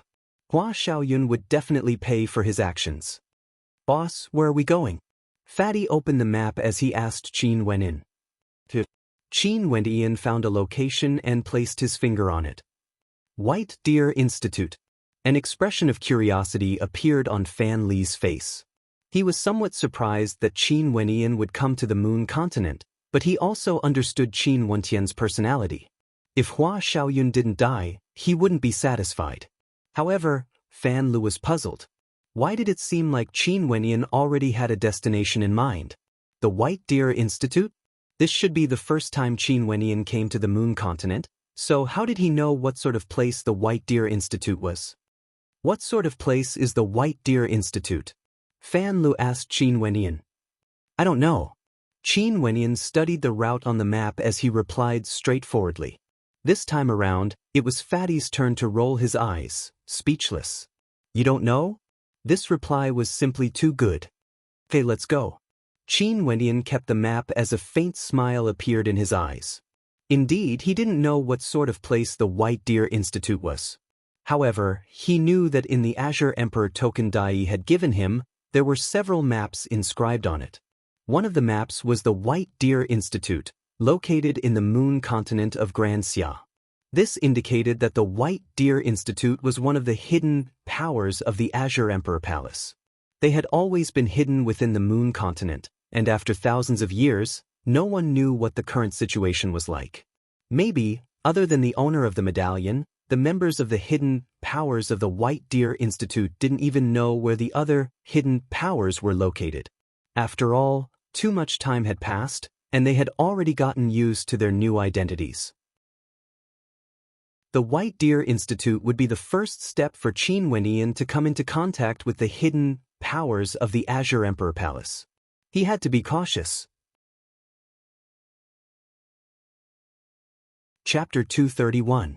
The White Deer Institute could be considered a rather famous power in the moon continent. Although it couldn't be compared to the other transcendent powers, it was still quite famous. Moreover, White Deer Academy very rarely fought with other powers, so no one knew exactly how strong White Deer Academy was. Many people guessed that there might be some extremely formidable figures hidden within White Deer Academy, but they kept a very low profile. Of course, this was only a guess. White Deer Academy kept a low profile and didn't form enmity with others, so it was impossible for anyone to act against White Deer Academy for no reason. Not only that, the reputation of the White Deer Institute had always been extremely good. This power was proficient in the Tao of Divine Inscriptions, and they even had many unique divine inscriptions that were extremely powerful. When used to inscribe divine weapons, there would be unimaginable effects. However, the White Deer Institute didn't specialize in weaponsmithing, they only taught people the Tao of Divine Inscriptions. Naturally, if one wanted to learn the Tao of Divine Inscriptions in the White Deer Institute, they had to pay a certain fee, yuan meteor stones. One couldn't help but say that the White Deer Institute's method of obtaining yuan meteor stones was different from the rest. They relied on their own proficiency in divine inscriptions to impart knowledge to others in exchange for payment. Qin Wenyan could easily find out what kind of power White Deer Academy was, and he couldn't help but sigh in his heart. As the saying goes, great hermits hide in the city. The White Deer Institute was precisely like this. Most probably, no one knew that the White Deer Institute was actually a branch of the Azure Emperor Palace. Qin Wenyan and the other two arrived outside the academy. The building in front of them was not magnificent, but it was exquisite and elegant, giving people a refreshing feeling. There were people going in and out of the White Deer Academy, and there were also many people waiting outside. "Hey, you're here too." Fatty Fan Li's eyes brightened. In front of them, there was a beautiful woman clad in jade green robes. It was none other than the woman they had met on the way here. The female couldn't help but suspect Fan Li's motives when she saw him frowning. "Are you here to learn divine inscriptions as well?" Qin Wenyan asked, causing the suspicions in the girl's heart to lessen as she nodded. "Just nice, my name is Fan Li." "Beautiful, how about you?" Fatty stretched out his hand, only to be completely ignored. "Qin Wenyan." Qin Wenyan nodded to the woman with a smile. "Leng Ning," the woman replied. "Is the little animal in your arms a demonic beast? So beautiful." Little Rascal's head popped out from Qin Wenyan's robes as it lazily glanced at Leng Ning. Moments later, its eyes brightened as it leapt forward, directly leaping towards Leng Ning. Leng Ning stretched her hands out, only to see Little Rascal leaping into her embrace. Looking at her with a smile in his eyes, Little Rascal rubbed his head against her chest, appearing extremely comfortable. "What a cute little fellow." Leng Ning's countenance was originally as cold as ice, but at this moment, a smile appeared on her face as she gently stroked Little Rascal's body. Seeing Little Rascal closing his eyes in enjoyment, Fatty Fan Li placed his hands on his hips. "What a perverted dog. There are so many people here. Are there always so many people wanting to enter the White Deer Institute to study divine inscriptions?" Qin Wenyan surveyed the surroundings as he walked towards Leng Ning. "Are you an outsider?" Leng Ning looked up at Qin Wenyan. I came from very far away," Qin Wenyan replied. "No wonder, the White Deer Institute only recruits students once a month. Your luck is not bad, and the duration of the training period is also 1 month. If you have talent in the Tao of Divine Inscriptions, you will be able to continue cultivating here. If not, the White Deer Institute wouldn't waste your time. But of course, if you have extraordinary attainments in the Tao of Divine Inscriptions, you might even have a chance to become a guest elder of the White Deer Institute." Leng Ning's first impression of Qin Wenyan wasn't bad, hence she patiently explained. "Oh yeah, how is your attainment in the Tao of Divine Inscriptions? If your attainment is too low, there's no need to waste yuan meteor stones," Leng Ning added. It wasn't that she was looking down on Qin Wenyan, but rather, she was speaking from the bottom of her heart.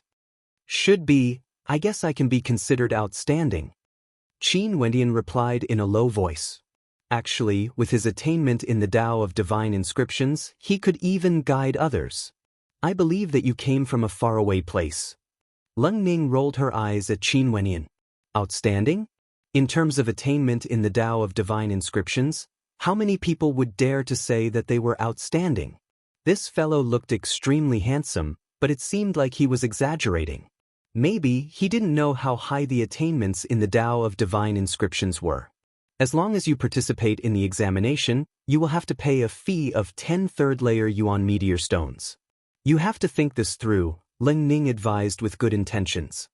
So expensive? Qin Wentian blushed with shame. If this was placed in the Chu country, it would already be considered a terrifying amount of wealth. Many adventurers risked their lives just to obtain this amount of wealth, but it was already extremely difficult, or even impossible. Leng Ning was even more certain of her conjecture when she saw the look of astonishment on Qin Wentian's face. This fellow really didn't know what was going on outside. As long as you have a high attainment in the Tao of Divine Inscriptions, you would be able to forge weapons. At that time, would you still be worried that you wouldn't be able to obtain yuan meteor stones? Leng Ning glared at Qin Wenin as she continued, not only that, divine inscriptions are the foundation of the Tao of formations. A powerful divine inscriptionist would not only be able to become a grandmaster weaponsmith, they would also be able to inscribe powerful formations. I see. Qin Wentian nodded his head. Formations were something he had never heard of in the Chu country. What a small place. Is the White Deer Institute's attainment in the Tao of Divine Inscriptions very high? Qin Wentian asked again. In his heart, he really wanted to know how strong the foundations of the hidden faction of the Azure Emperor Palace were. Leng Ning was completely speechless. She rolled her eyes at Qin Wentian but didn't say anything, causing Qin Wentian to awkwardly smile on his face. Everyone. After a period of time, an old man appeared outside the White Deer Institute. Staring at the crowd, he smiled, "Follow me in." The crowd nodded their heads as they followed the old man into the institute. The White Deer Institute was actually the White Deer clan. However, they seemed to prefer the name Institute. Inside the institute, there were pavilions and pavilions, with small bridges and flowing streams. The old man brought the crowd to a stone wall. On this stone wall, there were many divine inscriptions engraved on it, giving off a sense of sharpness, causing the eyes of those who looked at it to sink into it. The power of divine inscriptions lay in the fact that they contained an indescribable power. The inscriptions interweaved together to form a mysterious diagram that could unleash a unique effect. Qin Wenin could tell with a single glance that the divine inscriptions engraved on this stone wall were all second-ranked divine inscriptions. Even if he was the one inscribing the divine inscriptions, he wouldn't be able to do much better. The person who inscribed these divine inscriptions could be considered to be an extremely good second-ranked divine inscriptionist. If the divine inscriptions had a little more grace, it would be even more perfect. What a pity! Qin Wenin murmured, his words causing Leng Ning to be stunned. She felt that these divine inscriptions were incomparably exquisite. At the very least, she wouldn't be able to replicate them. However, after hearing Qin Wentian's tone, this fellow was truly exaggerating. Yet his expression was as though it was only natural, causing everyone to be speechless. What big words you have there! A mocking voice drifted over. Qin Wentian shifted his gaze over, only to see a young man clad in yellow robes coldly laughing at him. This divine inscription is a work of nature.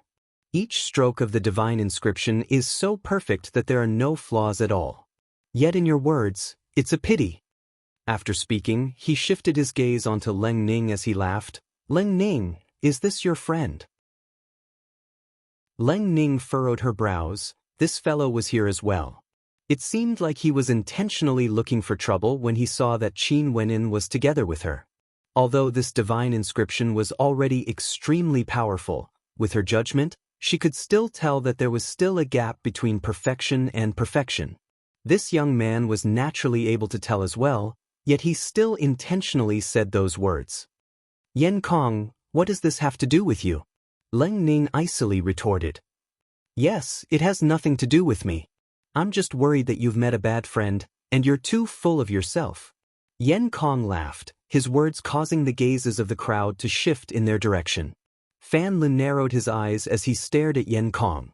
A cultivator at the third level of Yuan Fu, someone that Chu Meng could kill with a single slap, actually dared to be so arrogant? Leng Ning, who is this idiot? Fan Lu asked, his words causing Leng Ning to freeze. Idiot. Since he knows that this has nothing to do with him, why is he spouting nonsense? If he isn't an idiot, then what is he? Fan Lu stared at Yen Kong with traces of sympathy in his eyes, causing Yen Kong's countenance to stiffen as he stared at Fan Lu with a cold glint in his eyes. Leng Ning laughed lightly. She discovered that this fatty didn't seem so loathsome after all. Leng Ning, you are so beautiful.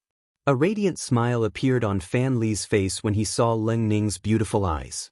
Glancing at her slender figure, he couldn't help but smile back.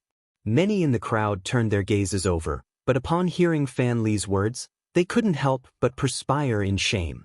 This fellow, how could he be so direct when trying to woo a girl? Qin Wendian turned and walked away, leaving aside the fact that he knew this shameless fellow. Idiot. Yen Kong coldly glanced at Fan Lu before turning to Leng Ning. Leng Ning, your eyesight isn't bad at all. Leng Ning didn't expect Fan Li's words to be so mushy. She couldn't help but to be speechless. Everyone quiet down. At this moment, the old man spoke again, causing the crowd to quieten down. Everyone turned their gazes in his direction, only to see a young lady appearing beside the old man. This young lady was clad in a tight-fitting black robe that perfectly accentuated her exquisite figure. Her fiery hot figure wasn't the least bit inferior to Leng Ning's, and was even more voluptuous. Her neck was as white as a swan, causing the gazes of the onlookers to involuntarily shift downwards. Such a radiant figure, yet she had an incomparably delicate countenance that gave off an intense visual impact. Fan Li's eyes shone with a bright light. He loved the moon continent too much. Beauties were as common as the clouds, and all of them were top-tier beauties. Was Fatty's spring finally here? Bai Lu Yi, the most powerful divine inscriptionist of the younger generation in the White Deer Institute. She's able to inscribe third-ranked divine inscriptions, and the inscriptions she inscribed are all extremely exquisite. There are countless suitors chasing after her. Don't think too much about it, Leng Ning explained in a low voice. Qin Wendian contemplated Bai Lu. She was indeed an extremely charming woman, able to inscribe third-ranked divine inscriptions with a single glance. What's even rarer was the fact that she could inscribe third-ranked divine inscriptions at such a young age. Qin Wendian himself was proficient in divine inscriptions, but he knew how difficult it was to inscribe third-ranked divine inscriptions.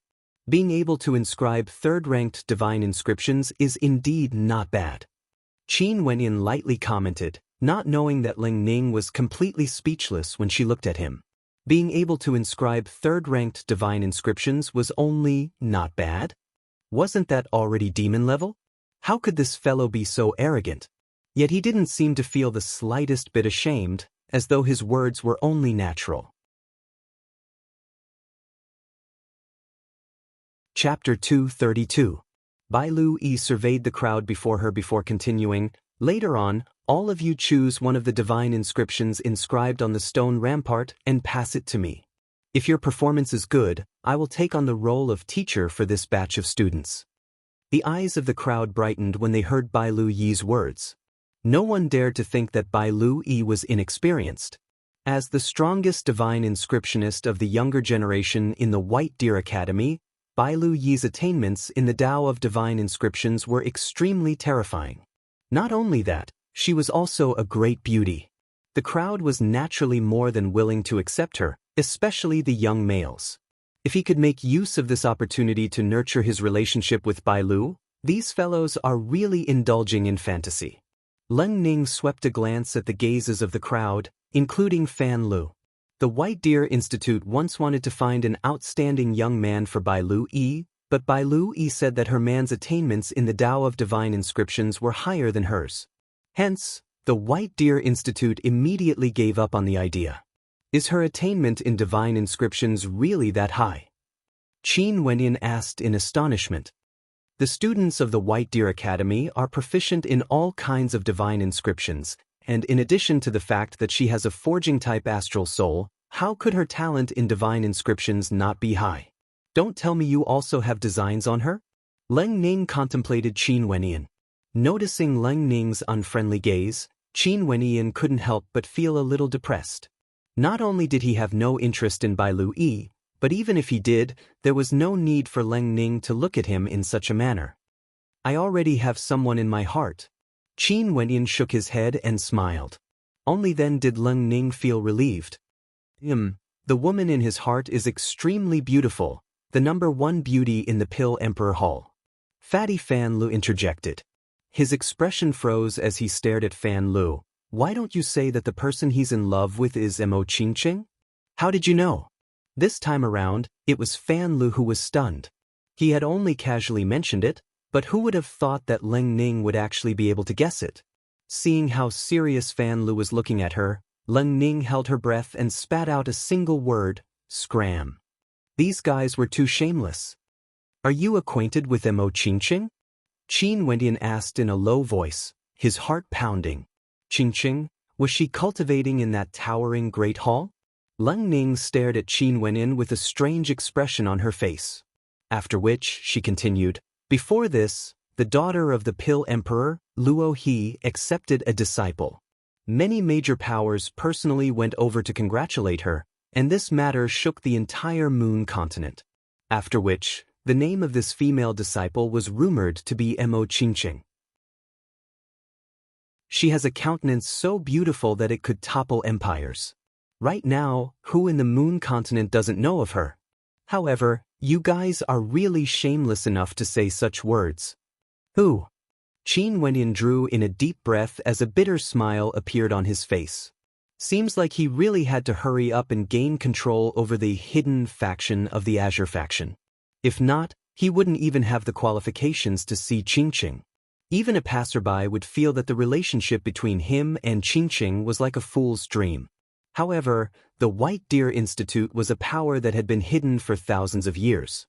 Qin Wendian had no understanding of it at all.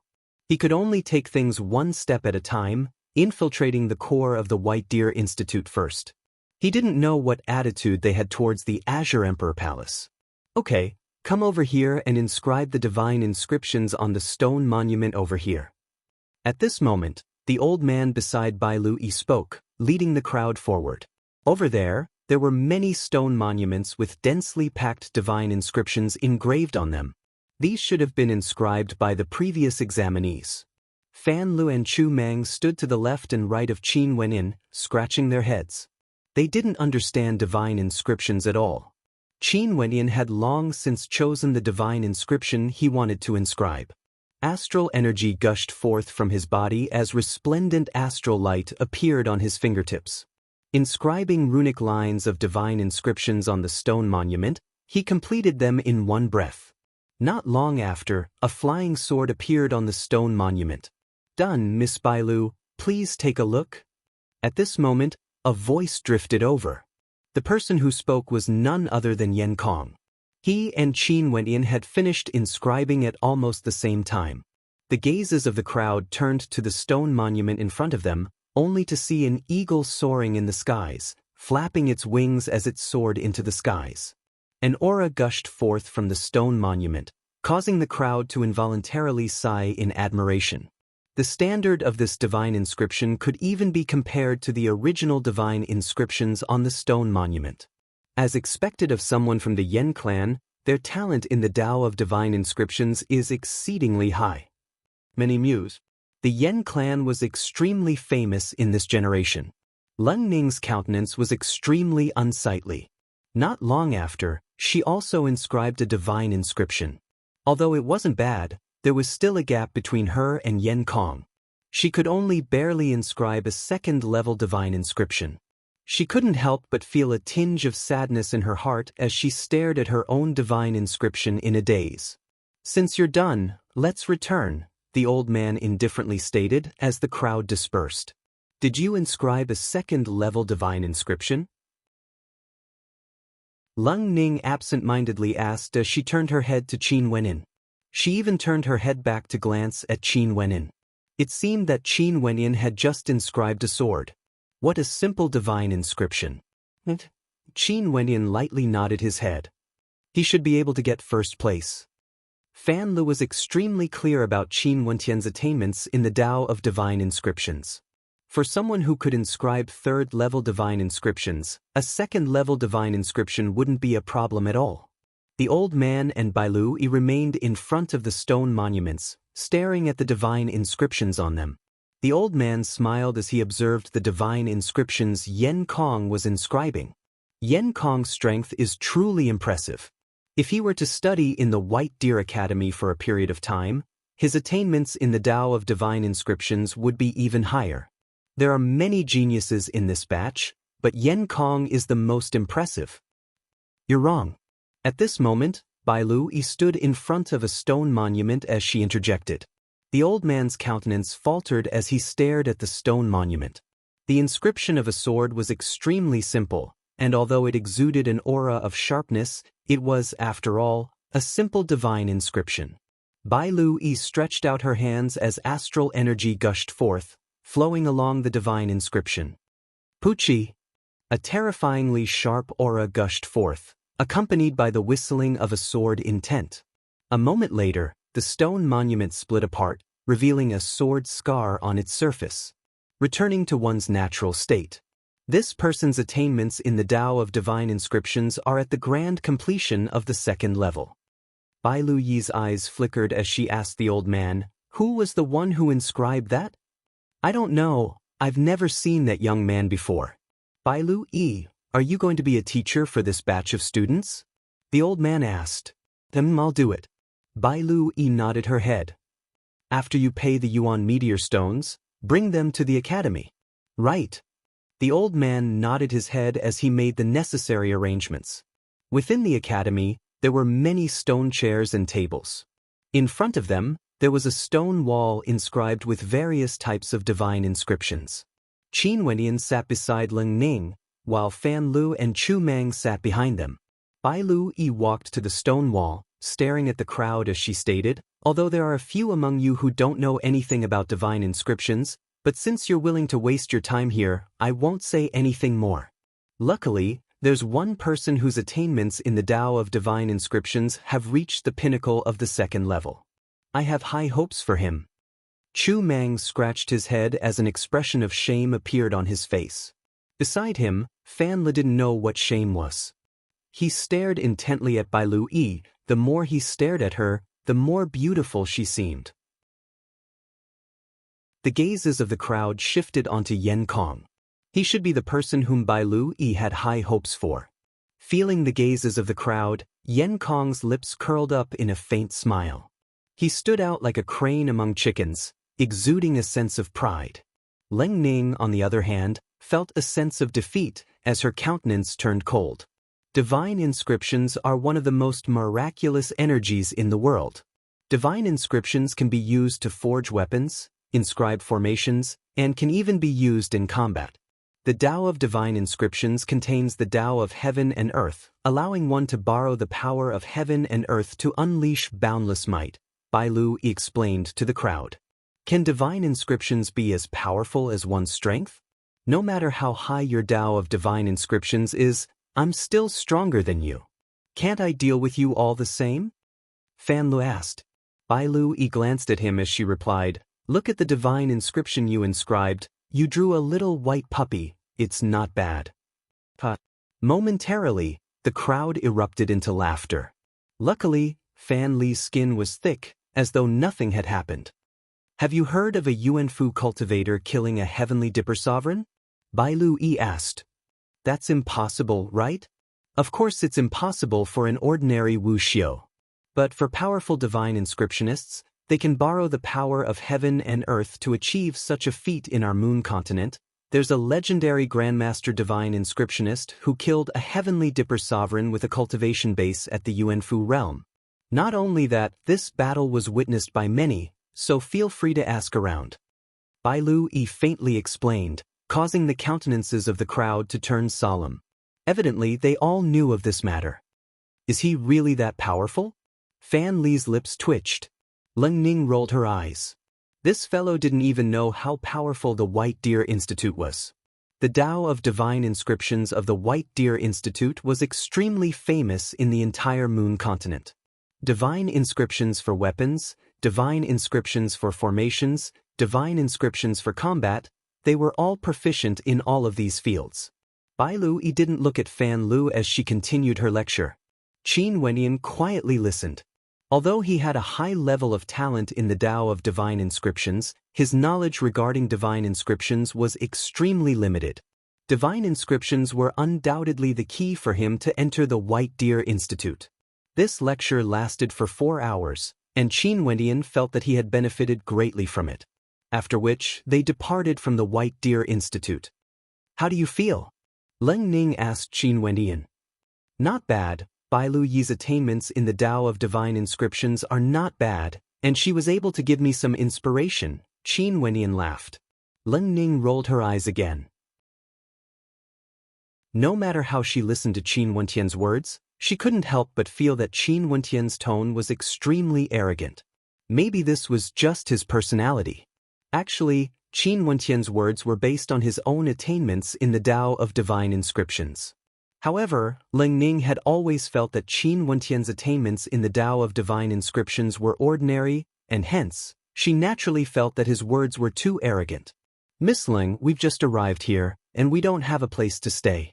Can we stay at your place for a few days?" Fan Le asked as he walked towards Leng Ning. Qin Wenyan was speechless upon hearing Fan Le's words. He then replied, "We'll look for an inn to stay in. Little rascal, come over here."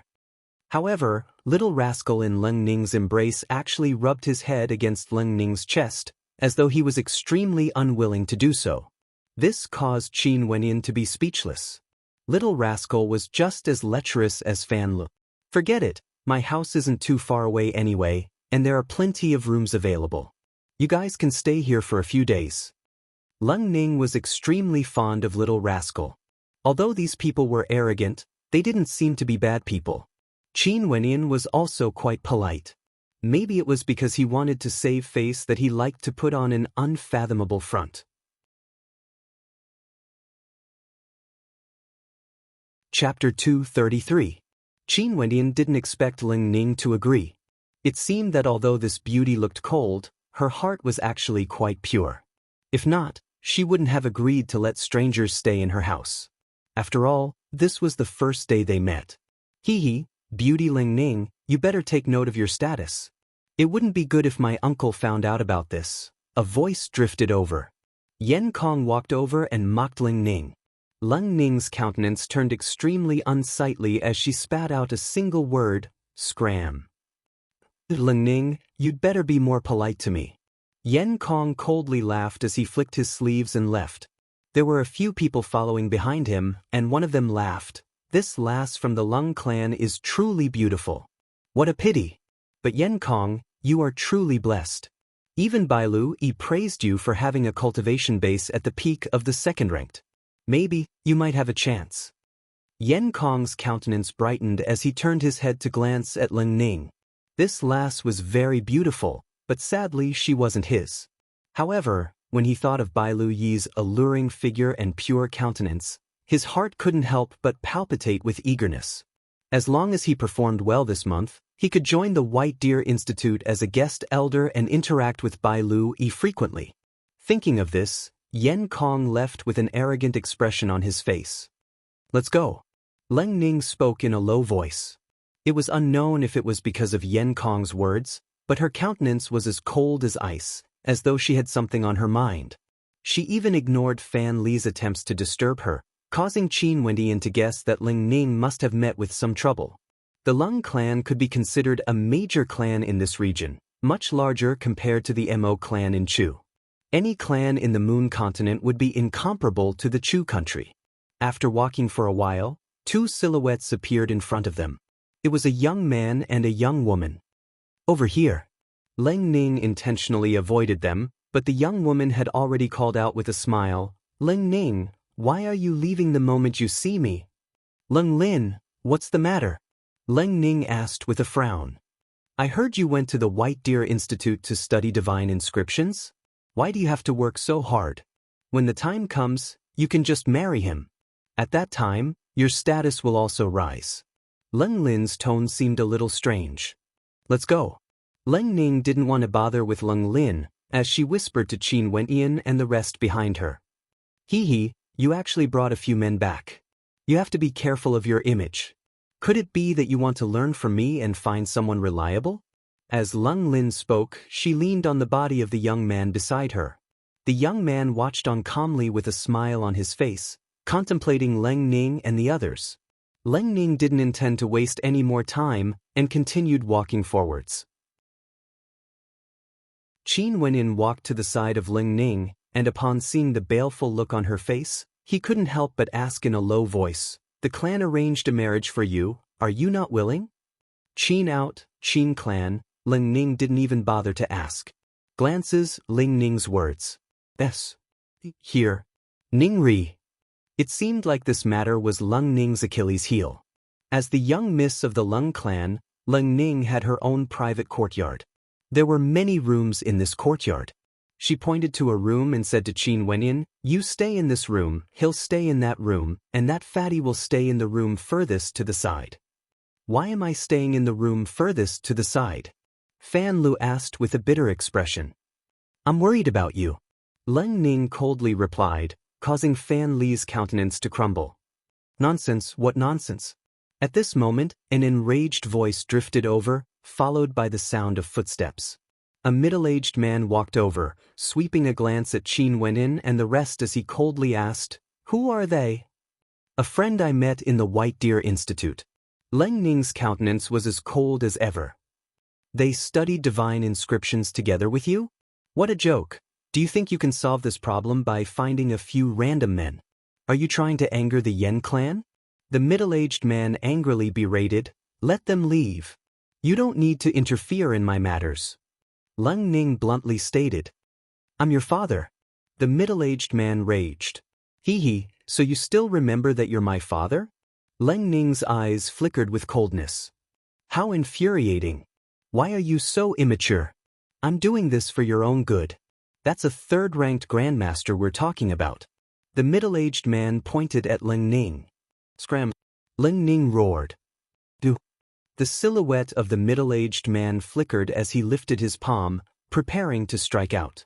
However, Leng Ning merely stared coldly at him. "You're on your own now." The middle-aged man didn't continue his attack. He flicked his sleeves and left. Qin Wenin and the rest were all dumbfounded. Things seemed to be a little complicated, but as outsiders, it wasn't their place to comment on it. After Leng Ning returned to her room, Qin Wendian and the rest also returned to their own rooms to rest. In his room, Qin Wendian sat cross-legged as he examined his yuanfu. His 3 yuanfu were akin to pools of water, filled with astral energy, and there were even traces of divine energy within. The reason why Qin Wentian's mastery of divine inscriptions was so high was because he was constantly using divine inscriptions to condense divine energy. Currently, to Qin Wentian, he only needed a short amount of time to condense a second-ranked divine inscription. Cultivating in the yuanfu realm is truly difficult. Especially for me, I still need to condense 3 yuanfu. Qin Wentian was extremely depressed. Previously, his cultivation speed was extremely fast, but now that he stepped into yuanfu, he was only at the 2nd level of yuanfu. However, the amount of astral energy contained in his yuanfu was much greater compared to others. The door opened, and Little Rascal popped its head in. After which, Qin Wenyan heard a squeaking sound in his mind, as though Little Rascal wanted to say something to him. After which, Qin Wenyan saw Little Rascal turning around, as though it was hinting for him to leave. Qin Wenyan felt that something was amiss, but he still followed Little Rascal out. Little Rascal turned back to look at him, before running towards Leng Ning's room. "You want me to go in?" Qin Wenyan asked in a low voice, as Little Rascal nodded its head. Qin Wenyan smiled bitterly. He didn't know what Little Rascal was trying to say, but he still went to Leng Ning's room. The door wasn't closed, and he could see Leng Ning sitting there, crying her eyes out. This caused Qin Wenyan to be stunned. This cold beauty was actually secretly wiping away her tears. Upon seeing Qin Wenyan walking over, Leng Ning hurriedly turned her head away as she coldly asked, "What are you doing in here?" Qin Wenyan smiled bitterly as he walked towards Leng Ning. He sat down at the tea table opposite of Leng Ning as he asked in a low voice, "Is there something that you can't get over? Why must you do this?" Leng Ning stared at Qin Wenyan, and upon seeing his clear eyes, she couldn't help but to think that this fellow was indeed handsome, just a little too exaggerated. That person earlier was my father. He and his clan arranged a marriage for me, to marry Yen Kong's uncle, the Yen Kong I met back in the White Deer Institute. His uncle is a man in his 70s or 80s, but that's still fine. Most people in their 70s or 80s would still look like middle-aged men due to their cultivation, but his uncle has an extremely ugly appearance. What's even more ridiculous is that he has already married a few wives, and all of them have gone mad. Yes, mad, they were abused to the point of insanity. Yen Kong's uncle is a sadist, a madman, and my father wanted me to marry him. Leng Ning started crying again, her eyes red. What's even more ridiculous is that they even said that it was for my own good. Isn't it because that old ghost is a third-ranked divine inscriptionist and can help them? Hence, they wanted to sacrifice me, pushing me into the hands of the devil. Qin Wenyan was stunned speechless when he heard Leng Ning's words. Could the great clans really be so cruel? For the sake of their own selfish desires, they would even sacrifice their own women? This was too much. Qingqing was born in the Mo clan, but Mo Tianlin doted on her a lot. His father, Qin Chuan, also had deep feelings for her. Is there no other way? Qin Wendian asked in a low voice. There is, we need to find someone with outstanding talent. That Leng Lin from before, she's my cousin. Initially, the clan chose her, but she found a man, the one you saw earlier, a peak-tier second-ranked divine inscriptionist with a cultivation base at the 3rd level of Yuanfu. Leng Lin then said that she wanted me to marry him, hence, the clan chose me. Hee, how laughable. At this moment, Leng Ning was extremely weak. She lay on the chair, staring at Qin Wenyan as a thought flashed through her mind. Wasn't this fellow also a divine inscriptionist? But in the next moment, her countenance darkened. How could she have such a thought? Although this fellow was handsome, he was actually an arrogant and boastful fellow. Second-ranked divine inscriptionist? Seems like the requirements of your clan aren't too high. Qin Wendian laughed. Leng Ning was speechless when she heard Qin Wentian's words. Could it be that you are a peak-tier second-ranked divine inscriptionist and are prepared to marry me? If that's the case, I'm really willing to marry you. Qin Wentian's face was filled with black lines. This was really troublesome. It was impossible for him to marry Leng Ning. Forget it. How could I say such an idiotic thing? Leng Ning shook her head as she stared at Qin Wenyan. But you are also quite adorable. The divine inscriptions you inscribe during the examination are the simplest, yet your tone is so arrogant. I really don't know what you are thinking. After speaking, Leng Ning started laughing. Qin Wendian couldn't help but sigh in his heart when he saw how beautiful Leng Ning was when she laughed. Actually, you look even better when you laugh. Why must you be so cold? Just let nature take its course.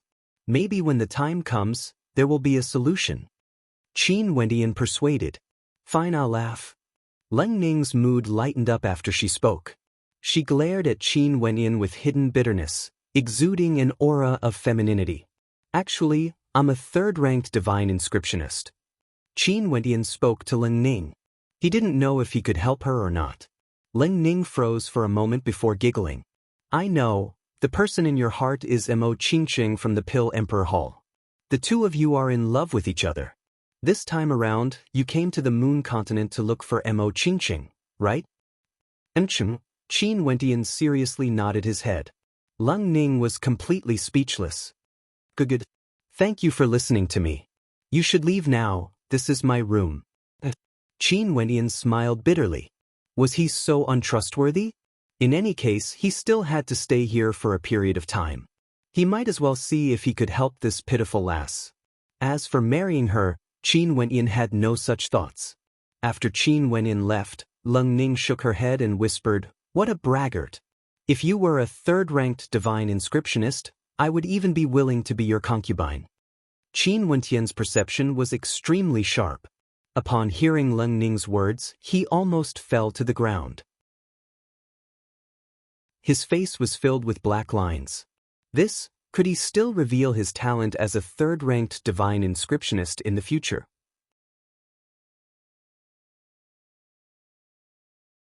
Chapter 234.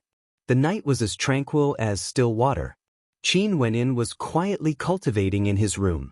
Strands of astral light cascaded down from the heavens, illuminating the roof of Qin Wentian's room.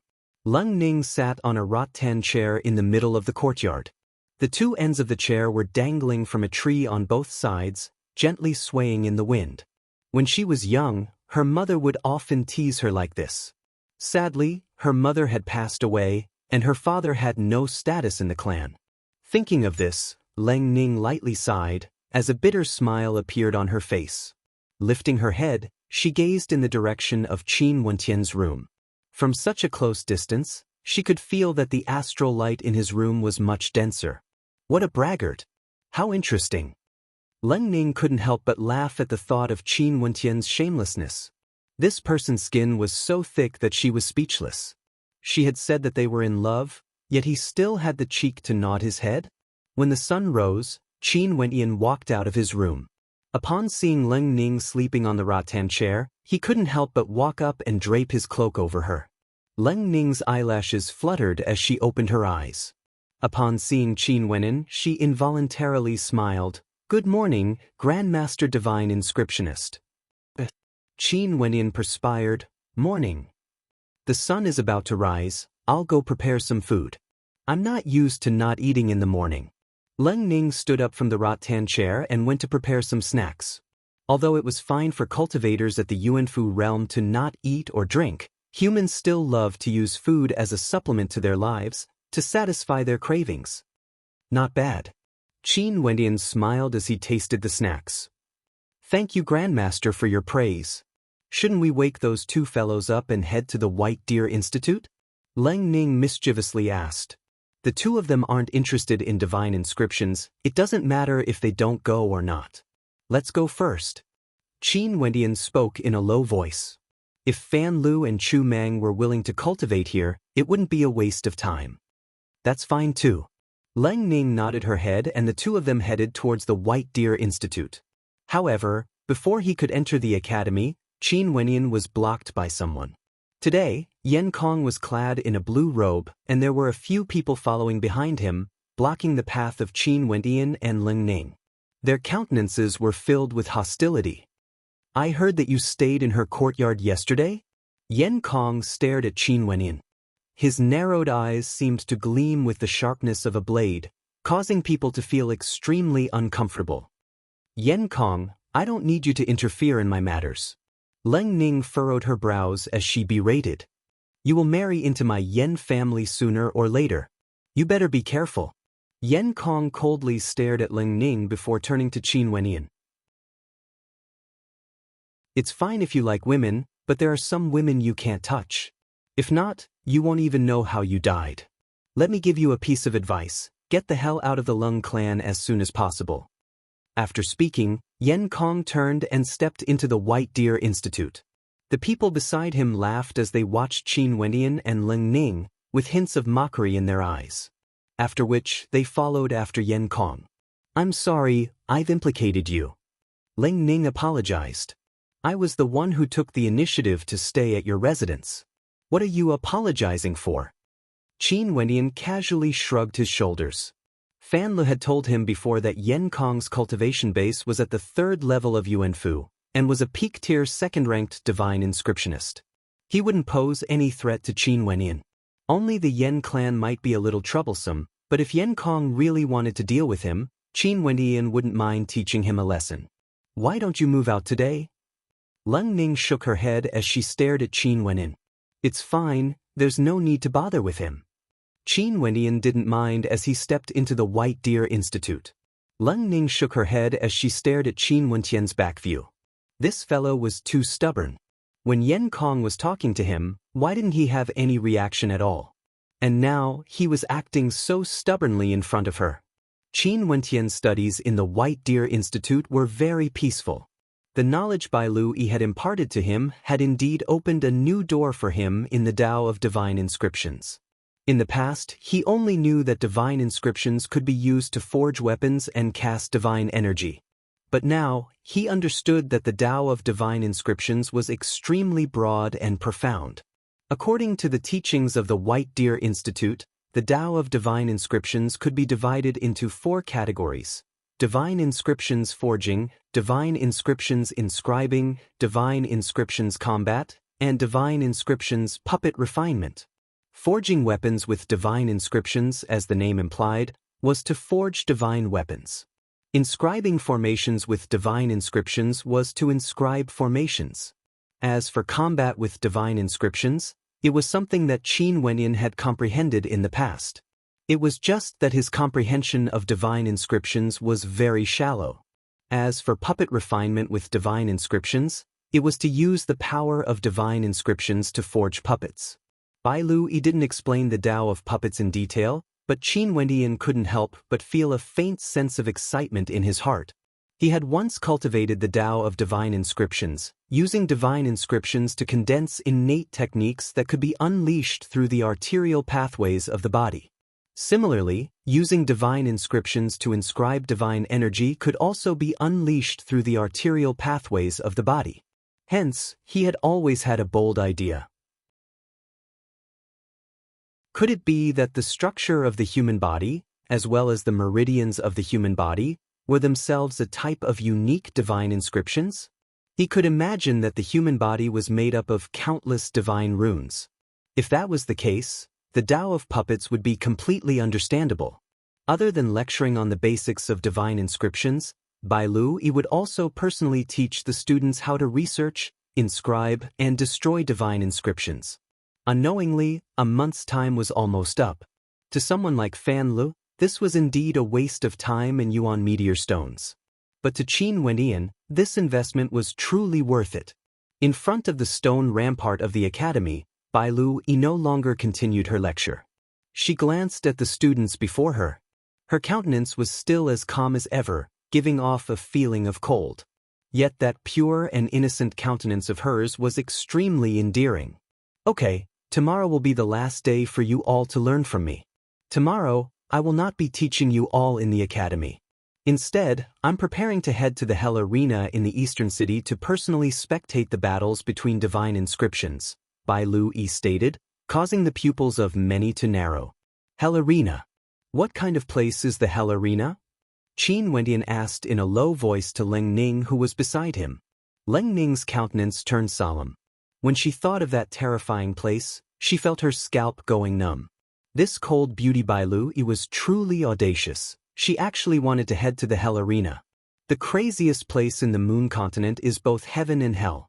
It can also be called the largest gambling den. The people there gamble with their lives, Leng Ning stated in a low voice. Leng Ning spoke in a low voice, her words causing Qin Wenyan to cast a few glances at Bai Lu. This cold beauty was truly charismatic, as expected of a genius from the White Deer Institute. Also, after tomorrow, I intend to choose one of you to continue studying the Tao of divine inscriptions with me, Bai Lu stated in a low voice. Momentarily, expressions of excitement appeared on the faces of many. Who would be so lucky to be able to study the Tao of divine inscriptions with Bai Lu? The gazes of many involuntarily turned to Yan Kong. Bai Lu had to choose one person. She would definitely choose the one with the strongest inscriptions. In that case, Yan Kong would undoubtedly be chosen.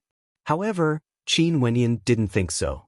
He saw Bai Lu glancing at him, and although it was just a glance, Qin Wenyan's heart was as clear as a mirror. It was impossible for Bai Lu to not understand the divine inscriptions he had inscribed that day. Not only that, during the past month of study, he had also used various methods to hint at his divine inscriptions ability in front of Bai Lu. This way, it wouldn't be too abrupt, and would also allow Bai Lu to remember him. And now, the opportunity had finally arrived. Leng Ning, I would like to invite Bai Lu for a meal later. You guys can return first, Qin Wenyan whispered to Leng Ning, causing her to freeze.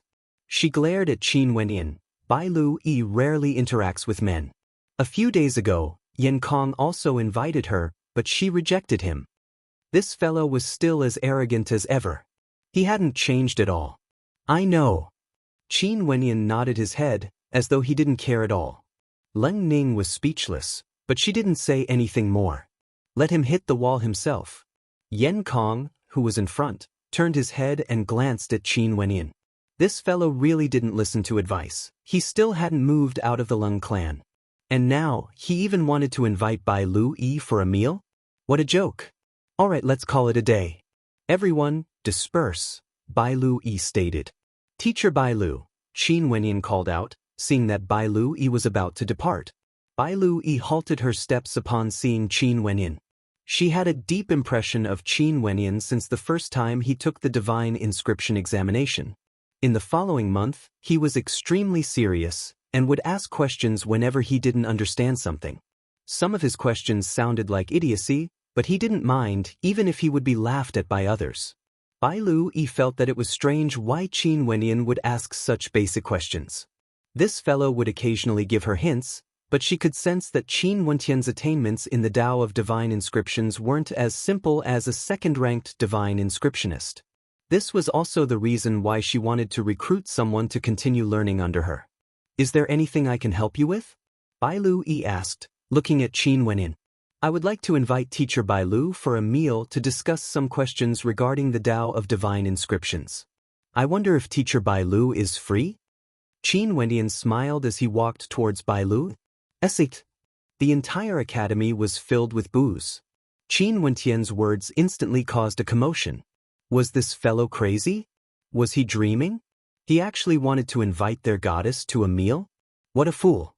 They were already waiting to see Qin Wenyan make a fool of himself. Back then, even Yan Kong was mercilessly rejected by Qin Wenyan. Yan Kong stared at Qin Wenyan, feeling a little ridiculous.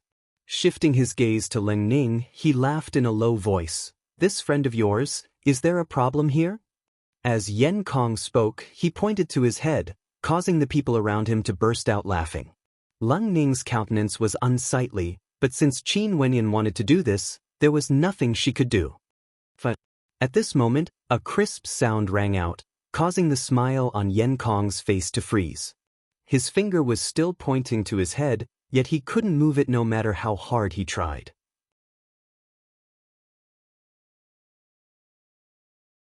Chapter 235. Along with this crisp sound, the entire academy fell silent in an instant. The owner of the voice was undoubtedly Bai Lu-yi. Not only did she not reject, she even accepted Qin Wentian's invitation without hesitation. Yan Kong's finger was still pointing at his head, while Ling Ning had an extremely interesting expression on her face, as though she had been possessed. But after a moment of shock, she smiled at Yan Kong. Just because you can't do it, doesn't mean others can't. Yan Kong, don't overestimate yourself too much, you're just a joke. Evidently, Ling Ning was referring to the matter of Yan Kong's invitation to Bai Lu-yi being rejected. At that time, Yan Kong didn't feel that it was too shameful, as everyone felt that it was only natural. After all, how could it be so easy to invite the cold and lofty Bai Lu-yi? But now that Qin Wenyan had succeeded, it undoubtedly caused Yan Kong to be embarrassed. Shifting his gaze over, Yan Kong stared at Bai Lu-yi and Qin Wenyan as his countenance flickered with uncertainty. Maybe because today was the last day Bai Lu-yi would be teaching them, Bai Lu-yi decided to give him some face. If he asked for it today, he would definitely do it. After all, he was the strongest inscriptionist here. Thinking of this, Yan Kong flashed a smile that he thought was handsome as he spoke. Teacher Bai Lu, I also have some questions regarding divine inscriptions that I wish to consult you on.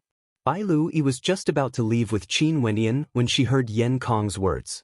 She couldn't help but to feel that it was ridiculous. What did this person treat her as? Was he trying to show off? I've already promised him, Bai Lu-yi politely rejected, not wanting to make things too difficult for Yan Kong. Then I can invite you for dinner. Yan Kong smiled warmly, causing many to turn their gazes over. Bai Lu-yi furrowed her brows. This person really didn't know when to stop. I'm not free. Bai Lu-yi coldly replied, before walking out of the academy, leaving behind a dumbfounded Yan Kong. His countenance alternated between shades of green and white as he noticed the gazes of the crowd on him.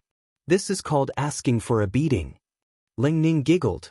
Looking at the sullen expression on Yan Kong's face, she couldn't help but feel delighted. She discovered that Qin Wenyan was actually quite adorable. Yan Kong stared at the back of Qin Wenyan, his lips as sharp as a blade, flickering with killing intent. Since he didn't dare to do anything to Bai Lui, he could only vent his anger on Qin Wenyan. Qin Wenyan couldn't be bothered with Yen Kong's thoughts. Together with Bai Lui, they exited the White Deer Institute.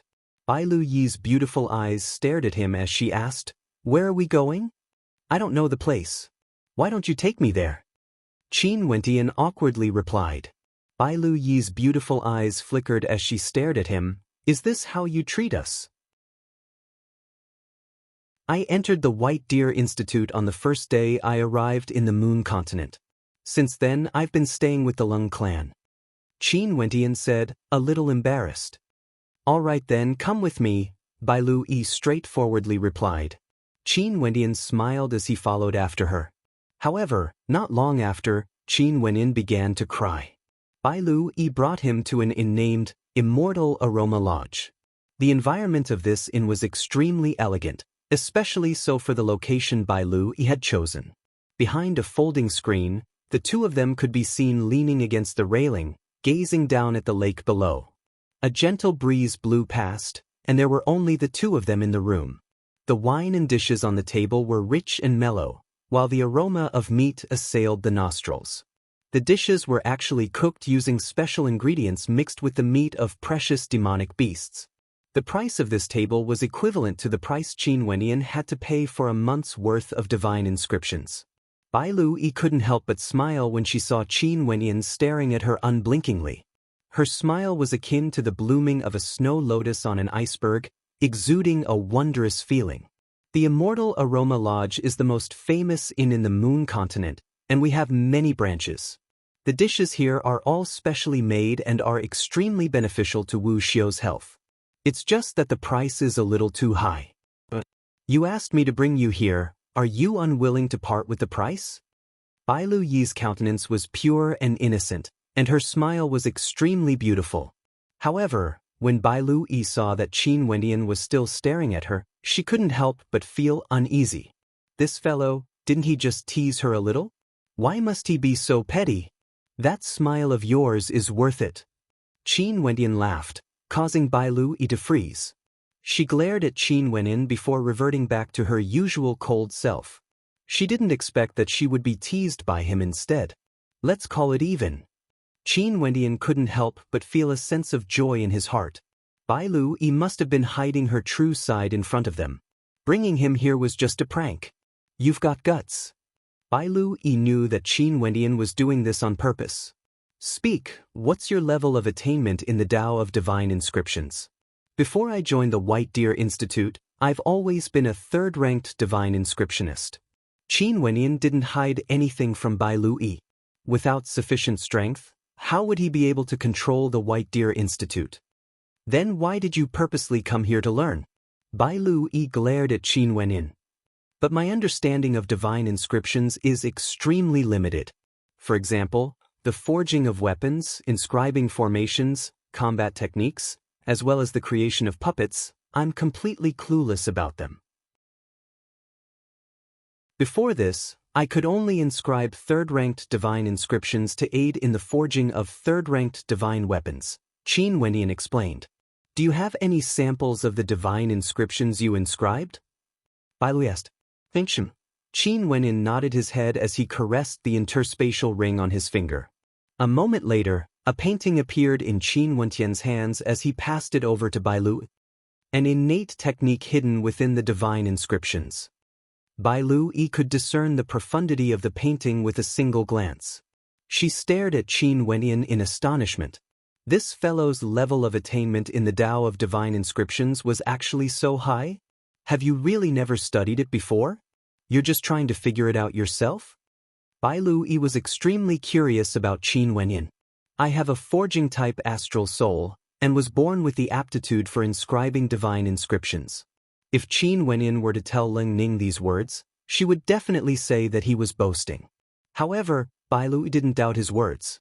Her beautiful eyes couldn't help but shine with a brilliant light as she stared at Qin Wenyan. Evidently, she had dropped her facade. Seems like you're a genius in the Tao of Divine Inscriptions. In that case, do you have any questions for me? Bai Lui asked.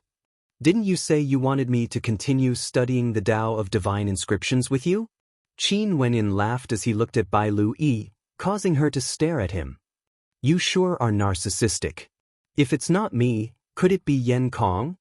Qin Wenyin shrugged as he continued, actually, even if you didn't do this, I would still think of a way to continue studying the Tao of Divine Inscriptions with you.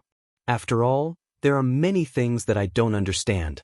Although I've benefited greatly from this 1 month, I still feel that I'm still lacking. Hence, the reason why I'm treating you to a meal is because I want to get closer to you.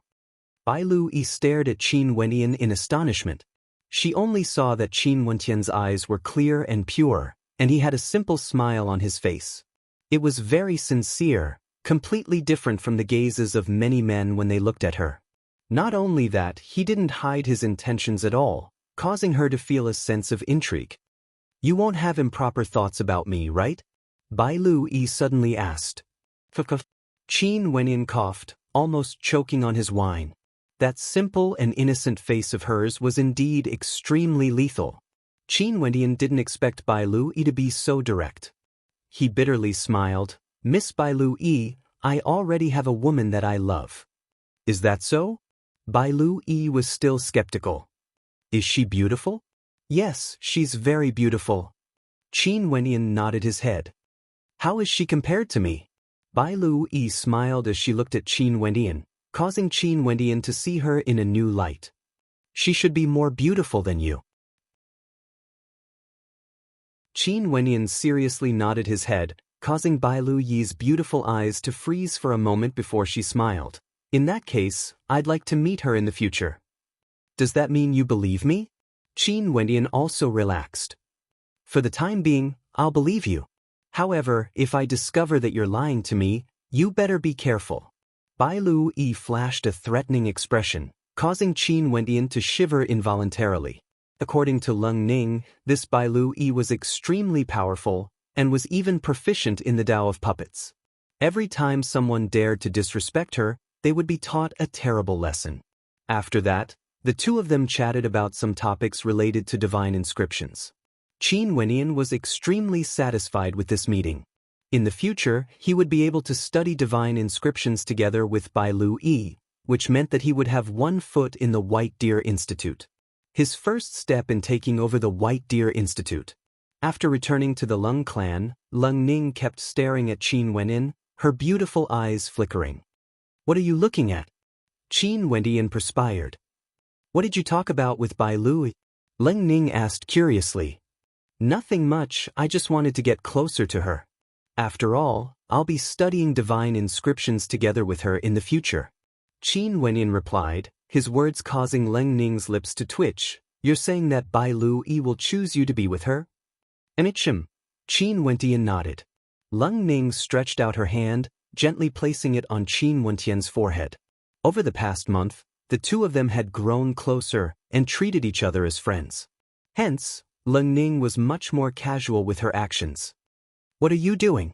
Qin Wentian's face was filled with black lines when he saw Leng Ning placing her hand on his forehead. I'm checking to see if your brain is damaged. Leng Ning retracted her hand, speechless. But your luck is really good, to think that Bai Lu Yi would agree to eat with you. How strange.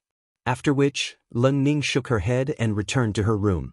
No matter how much she thought about it, she couldn't understand what was going on. However, the events of the second day caused Leng Ning to be taken aback. After Leng Ning and the rest gathered at the academy, they proceeded towards the Hell Arena.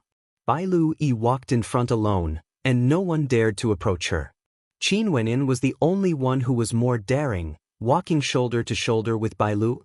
The two of them chatted happily as though they were very relaxed.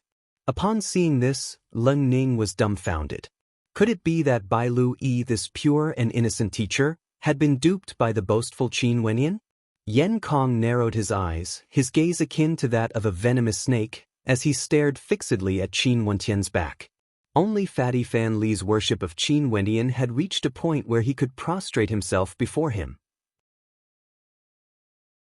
Not only did he easily get closer to Leng Ning, he was even so close to the ice beauty Bai Lu Yi.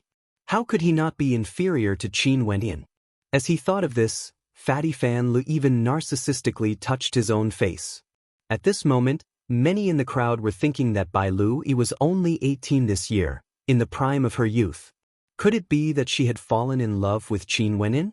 If that was the case, didn't that mean that the slot to cultivate together with her was? As they thought of this, many people cast sympathetic glances at Yan Kong. Yan Kong also had the same conjecture. His gaze grew colder and colder as he stared at Qin Wenin. Since this was the case, he could only say that Qin Wenin was courting death.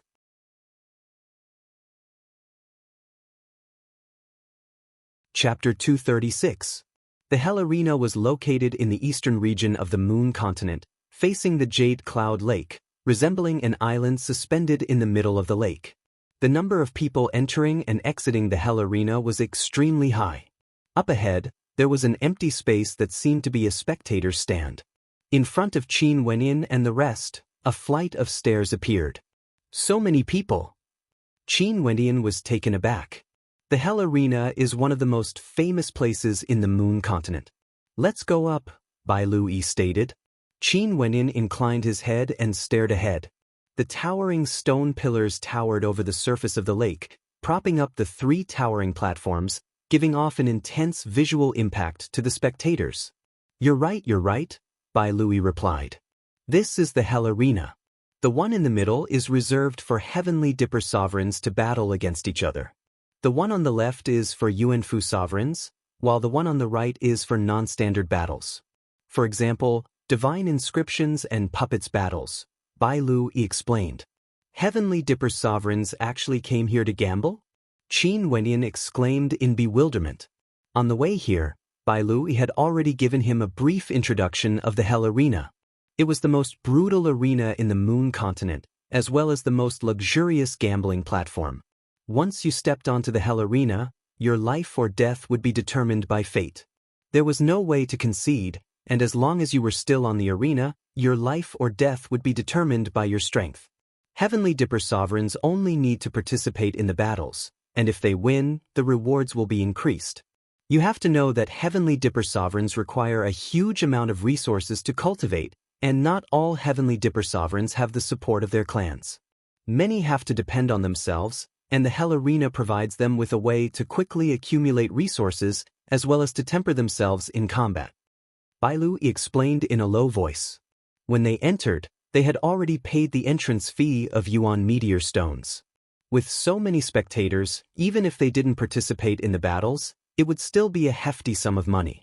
Qin Wenin nodded lightly. The people in the Hell Arena all wore masks, and each had a unique title. This was to prevent anyone from seeking revenge. Once you went up, no one would know who you were other than the controller of the Hell Arena. Therefore, even if you died in battle, your clan members wouldn't know who killed you. How could you seek revenge? In this way, the participants could do whatever they wanted without any fear. This was the highlight of the Hell Arena. As for finding trouble with the Hell Arena, in the entire Moon continent, there weren't many powers that dared to do so. At this moment, deafening cheers rang out from the spectator stands. Qin Wenin turned his gaze over, only to see a masked man insta-killing his opponent. His cultivation base was at the peak of Yuanfu, and his opponent was also at the same level as him. Azura 138 consecutive victories, he continues to set a new record. The judge on the other side of the Hell Arena announced Azura's victory. The sound of the cheers was so loud that it seemed as though the entire Hell Arena would collapse. At this moment, the spectators gave Qin Wenin a feeling of fanaticism.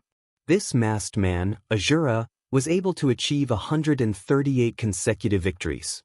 One could very well imagine how powerful he was. That guy was unlucky to have encountered Azura. After this, no one else dared to challenge him. Someone commented. Indeed, no one dared to challenge Azura. That person could only blame his bad luck for not going down the arena after winning a single battle.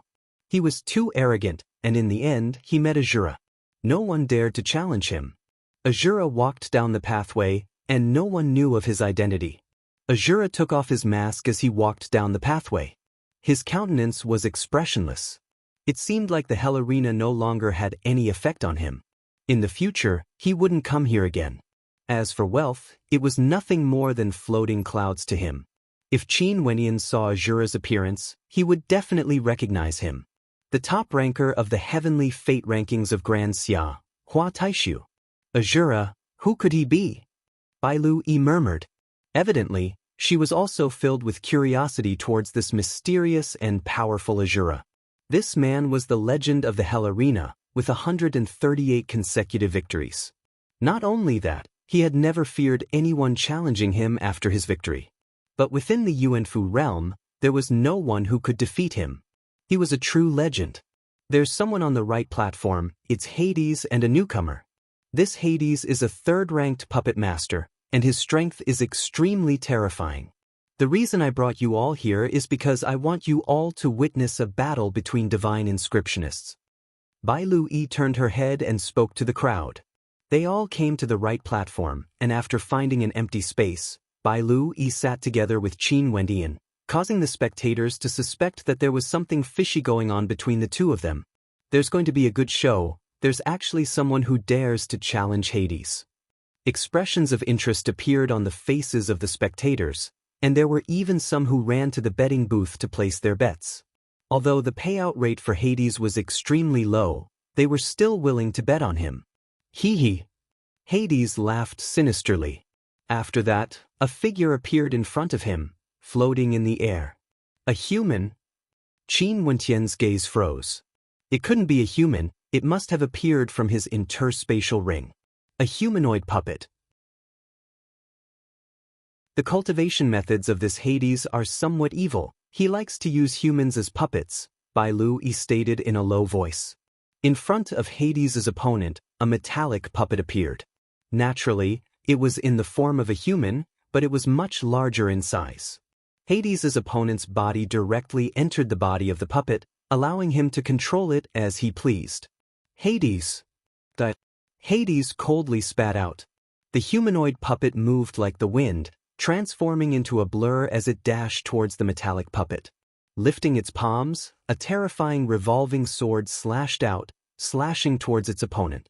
However, the metallic puppet lifted its palms, and although its movements were clumsy, it seemed to be filled with strength. The attacks of the two clashed against each other in an instant. Gotcha sounds rang out as the sword slashed on the puppet, causing sparks to fly. Metal puppets were also known as divine weapon puppets, and the cost of creating them was extremely high. Their attacks and defenses were naturally tyrannical, just like killing machines. However, their agility was much lower. Courting death. Hades coldly spat. After which, he stepped out unceasingly, causing runic inscriptions to interweave on the ground, incomparably resplendent. His silhouette flickered as he circled around the metallic puppet, frenziedly inscribing divine inscriptions. At the same time, his astral energy gushed forth, causing the divine inscriptions to erupt forth with terrifying might as he attacked his opponent. The metallic puppet wanted to break free from the entanglement of Hades' puppet and directly lunged towards Hades. However, Hades merely waved his palms as the divine inscriptions beneath his feet glowed even brighter. Numerous demonic dragons roared as a rain of swords rained down on his opponent. So this is a combat-type divine inscription? Qin Wenyan only felt that Hades could do as he pleased, controlling the energy of heaven and earth to fight for him. Brr! A terrifying roar rang out as Yama advanced step by step. It was as though there was a primordial dragon following him. With every step he took, his aura grew stronger. The controller of the divine weapon puppet howled in rage. Terrifying fist shadows transformed into a screen of light that blasted outwards. However, Hades merely waved his palms as a gigantic dragon manifested, slamming into the puppet. At the same time, the human-shaped puppet descended from the sky, abruptly sitting on the neck of the divine weapon puppet. With a sword in his fingertips, he pierced the eyes of the divine weapon puppet. Outcome after that could be imagined. King Hades pulled the other party out from the puppet and killed him on the spot without holding back at all, taking the puppet for himself. This caused many people to feel a chill run down their spines. This King Hades was truly ruthless in his actions. Does this battle platform not restrict the cultivation base of the participants? Qin Wendian asked Bai Lu. No, this is a special battle platform. If a divine inscriptionist wishes to participate, it's fine as long as it's someone of the same level. Not only that, they can only rely on their divine inscriptions or puppets to fight. If you don't have the confidence, don't participate, Bai Lu replied in a low voice. After which, Qin Wendian saw Bai Lu standing up and walking towards the passageway ahead. That passageway was where the participants were supposed to enter. Bai Lu wanted to participate in the Battle of Divine Inscriptions. Interesting. Qin Wendian laughed. In the following battles, Hades consecutively defeated 2 more participants, and he didn't seem to have any intentions of stopping. He continued to accept challenges. Hades against Flaming Rose. The voice of the judge rang out, causing many to exclaim in surprise. Flaming Rose actually participated in the battle. Not only that, she was challenging Hades. In the Hell Arena, there were many famous people. Hades and Flaming Rose belonged to this category because they had both achieved glorious battle achievements in the past. Hades, 3rd-ranked Divine Inscriptionist, battle record, 68 wins, 5 defeats. Flaming Rose, 3rd-ranked Divine Inscriptionist, battle record, 76 wins, 3 defeats. The judge announced the results of the 2 combatants, pushing the atmosphere to a new peak. Flaming Rose walked up the Hell Arena. She was clad in a red cloak, exuding a valiant and formidable-looking aura. Her fiery red rose mask concealed her long hair and countenance, causing the spectators to want to see her countenance under the mask. It can't be her, right?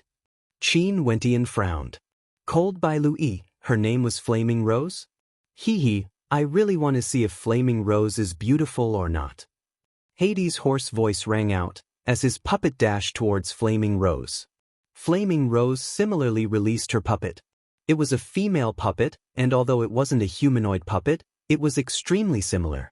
With a wave of her hand, a gigantic shield appeared in front of her. Flaming Rose stomped on the ground, as inscriptions of inscriptions manifested on the platform. Qin Wendian observed seriously. Regardless of Hades or Flaming Rose, the speed at which they inscribed the inscriptions were completed was extremely fast. Not only that, their consistency was also extremely terrifying. Rain of Swords. Qin Wendian only saw the divine inscriptions beneath Flaming Rose's feet, turning into innumerable sharp swords that rained down on Hades. Her puppet only defended and didn't attack, completely delaying Hades' puppet. Great Rock, Ancient Sword, Gigantic Axe, Thunderbolt. Qin Wendian watched as Flaming Rose used her divine inscriptions to attack, and he felt a sense of dizziness in his heart. It was too fascinating. Her attacks were unceasing, as though there would be no end to them. Towards the end, the space between the two of them seemed to have transformed into a tempest of divine inscriptions, as boundless divine inscriptions flooded the entire space. The might of their battle was truly terrifying. Boom. Finally, Flaming Rose's great rock managed to injure Hades. Hades immediately took out another puppet as he fled the Hell Arena. His speed of escape was extremely fast. To think that a battle of divine inscriptions could be so profound. Qin Wendian sighed in his heart. The Grand Xia Empire was truly too fascinating.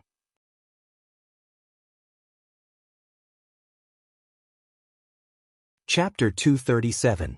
After Flaming Rose defeated Hades, she left the arena.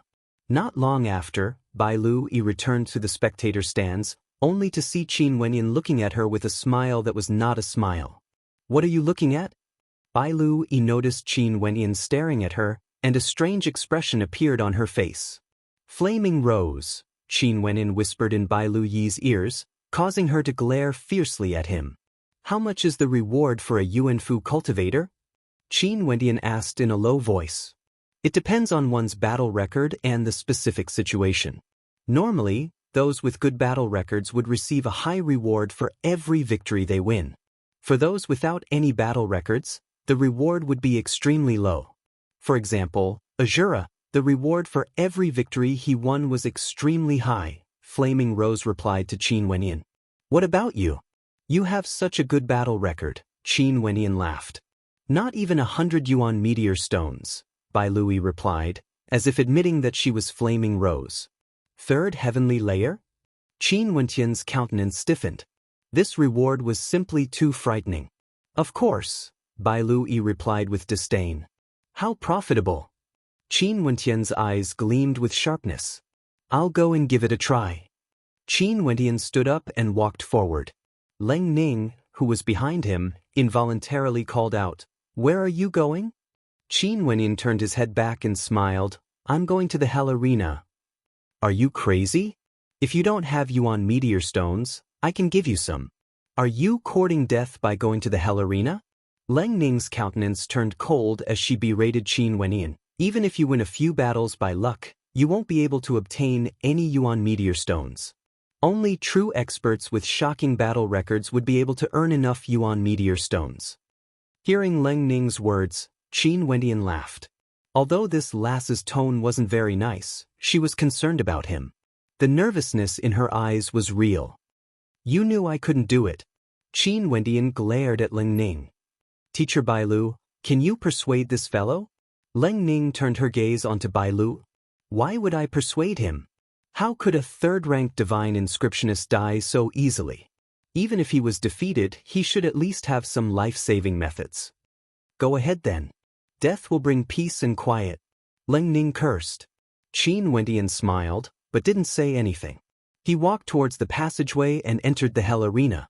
The passageway was like a winding mountain range, with numerous passageways leading to different locations. Are you a newcomer or a veteran? A man beside the passage asked Qin Wentian. Newbie. Follow me. That person led Qin Wentian to a passageway and arrived at a cave abode. There were many masks, cloaks, and other outfits here that could completely conceal one's figure. Take your pick. That person stated. Qin Wentian saw a Kirin mask, and he couldn't help but recall the scene back in the Dream Sky Forest. Smiling, he took off the mask and chose a cloak as well as an ice armor. Cultivation base, codename? That person coldly asked. Second level of Yuanfu, codename, Kirin, Qin Wentian replied. Okay, newbie, I'll bring you around to familiarize yourself with the rules and environment. That person recorded it down and brought Qin Wentian out of the cavern. He brought Qin Wentian around the Hell Arena a few times until someone matched up with him. Only then did he bring Qin Wentian up to the Hell Arena. Opposite Qin Wentian stood a person with a bronze mask. This person's codename was none other than Bronze. Bronze, second level of Yuanfu, battle record, 18 wins, 2 losses. Kirin, second level of Yuanfu, battle record, 0. The judge's voice rang out, causing the interest of many to be piqued. Betting on newbies was always the most interesting, because nobody knew how strong they were. I love bullying newbies the most. Bronze's eyes flickered with a cold light as he stared at Qin Wentian. Qin Wentian didn't reply. To him, the Hell Arena was a treasure trove for him to earn yuan meteor stones. Today, he would just have to grind some battle records first. Only then would he be able to earn more rewards. Before he left Chu, he had brought quite a lot of yuan meteor stones with him. But if he didn't replenish his yuan meteor stones, it would definitely affect his future cultivation. After the time it takes for an incense stick to burn, the judge announced the start of the battle. Bronze steps stepped out as clanging sounds rang out from his body. A heavy pressure enveloped Qin Wentian as his fists glowed with a bronze luster, containing a terrifyingly heavy might within. Mandate. Qin Wentian's countenance stiffened. He could feel the might of his opponent's mandate. It was extremely heavy and powerful. Even the pupils of Bronze's eyes were shimmering with an azure light. Bronze's battle record, 18 wins, 2 losses, could be said to be extremely glorious. Yet for him, his battle record was 0. Evidently, very few people thought highly of Qin Wentian. It was as though they could already see the scene of Qin Wentian being crushed by a single punch from Bronze. Qin Wentian clenched his fists tightly, causing cracking sounds to ring out as demonic intent permeated the air. He only felt a terrifying amount of energy contained within his fist as the divine energy within his Yuanfu frenziedly flowed into his arms. Qin Wentian's silhouette transformed into a series of afterimages as his icy cloak fluttered in the wind. His fist blasted out, directly colliding with the bronze statue. Boom! Both of their fists collided, fist against fist. This was the most direct and most tyrannical collision. Cracking sounds rang out. Bronze felt as though his arm was about to shatter. He groaned in agony as a fearsome might gushed into his arm. His body was flung through the air, slamming into the ground as he coughed out a mouthful of blood. A pressure as heavy as a mountain bore down on him. Bronze inclined his head, only to see Qin Wentian standing right in front of him. Qin Wentian's countenance drastically changed. I concede. His icy cloak fluttered in the wind. Qin Wentian stood with his hands clasped behind his back. He didn't make a move, he merely nodded his head to Bronze. Many thanks. Bronze stood up and clasped his hands to Qin Wentian. He was completely convinced. Because the identities of those in the Hell Arena were kept secret, many of them were extremely ruthless and merciless. Yet, the person in front of him had spared his life. Qilin wins. Do you wish to continue? The judge asked Qin Wentian.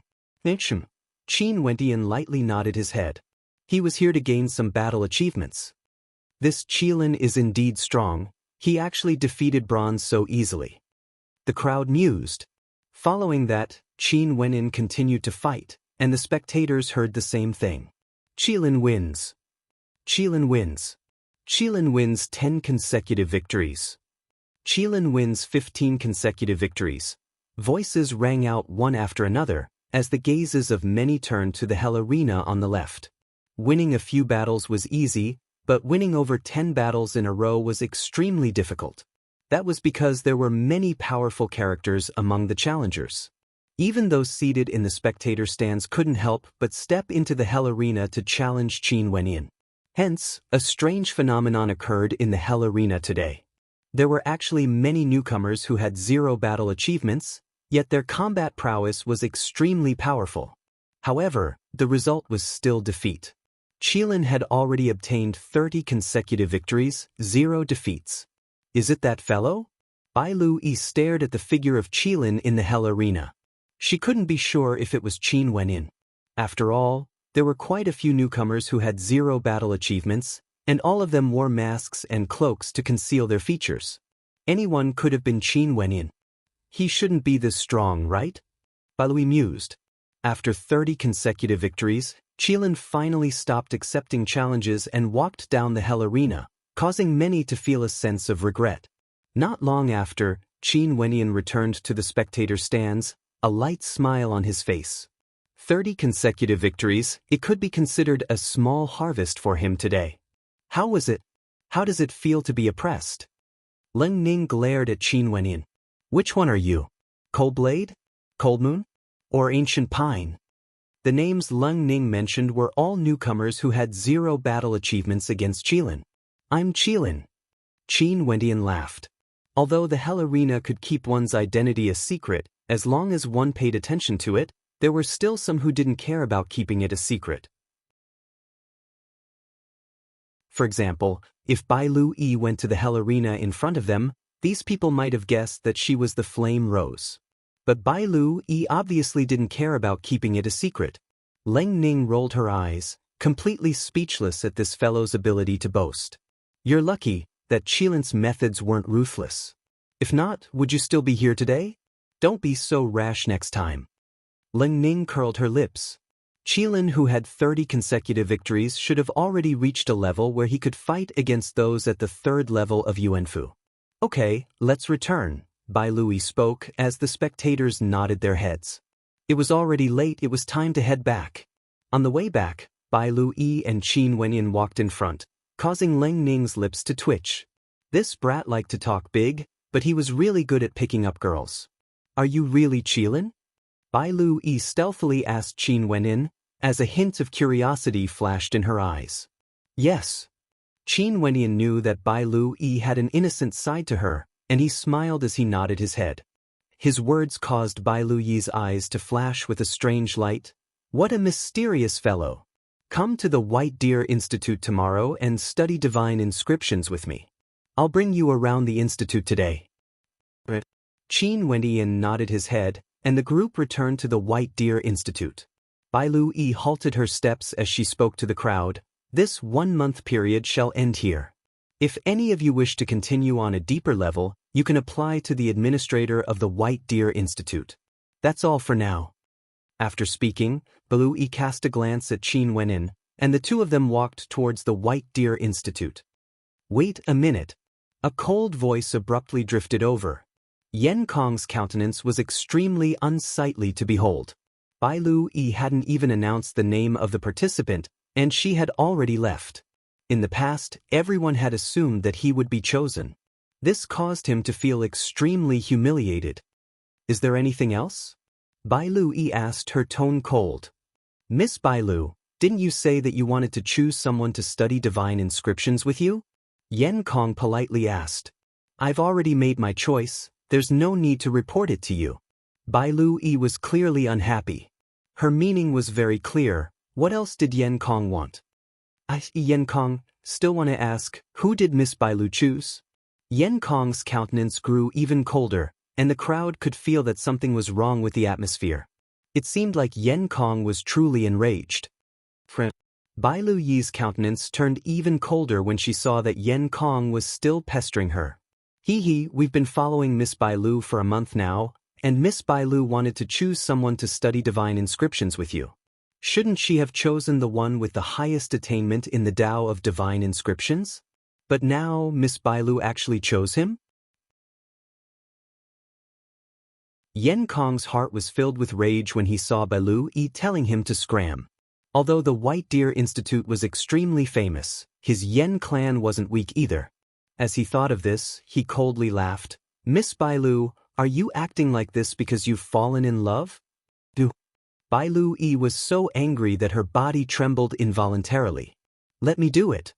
Qin Wendian nodded his head in response to Bai Lu Yi's anger. His countenance also gradually turned cold. Some people wouldn't give up until they were taught a lesson. You're tuning in to the Passion Pages YouTube channel. We're so grateful for your support, and don't forget to subscribe to join us on this incredible journey through captivating stories. Your generosity through donations truly makes a world of difference, as it's the primary source of revenue that allows me to expand and enhance this channel for you. Thank you from the bottom of my heart for being a part of this adventure.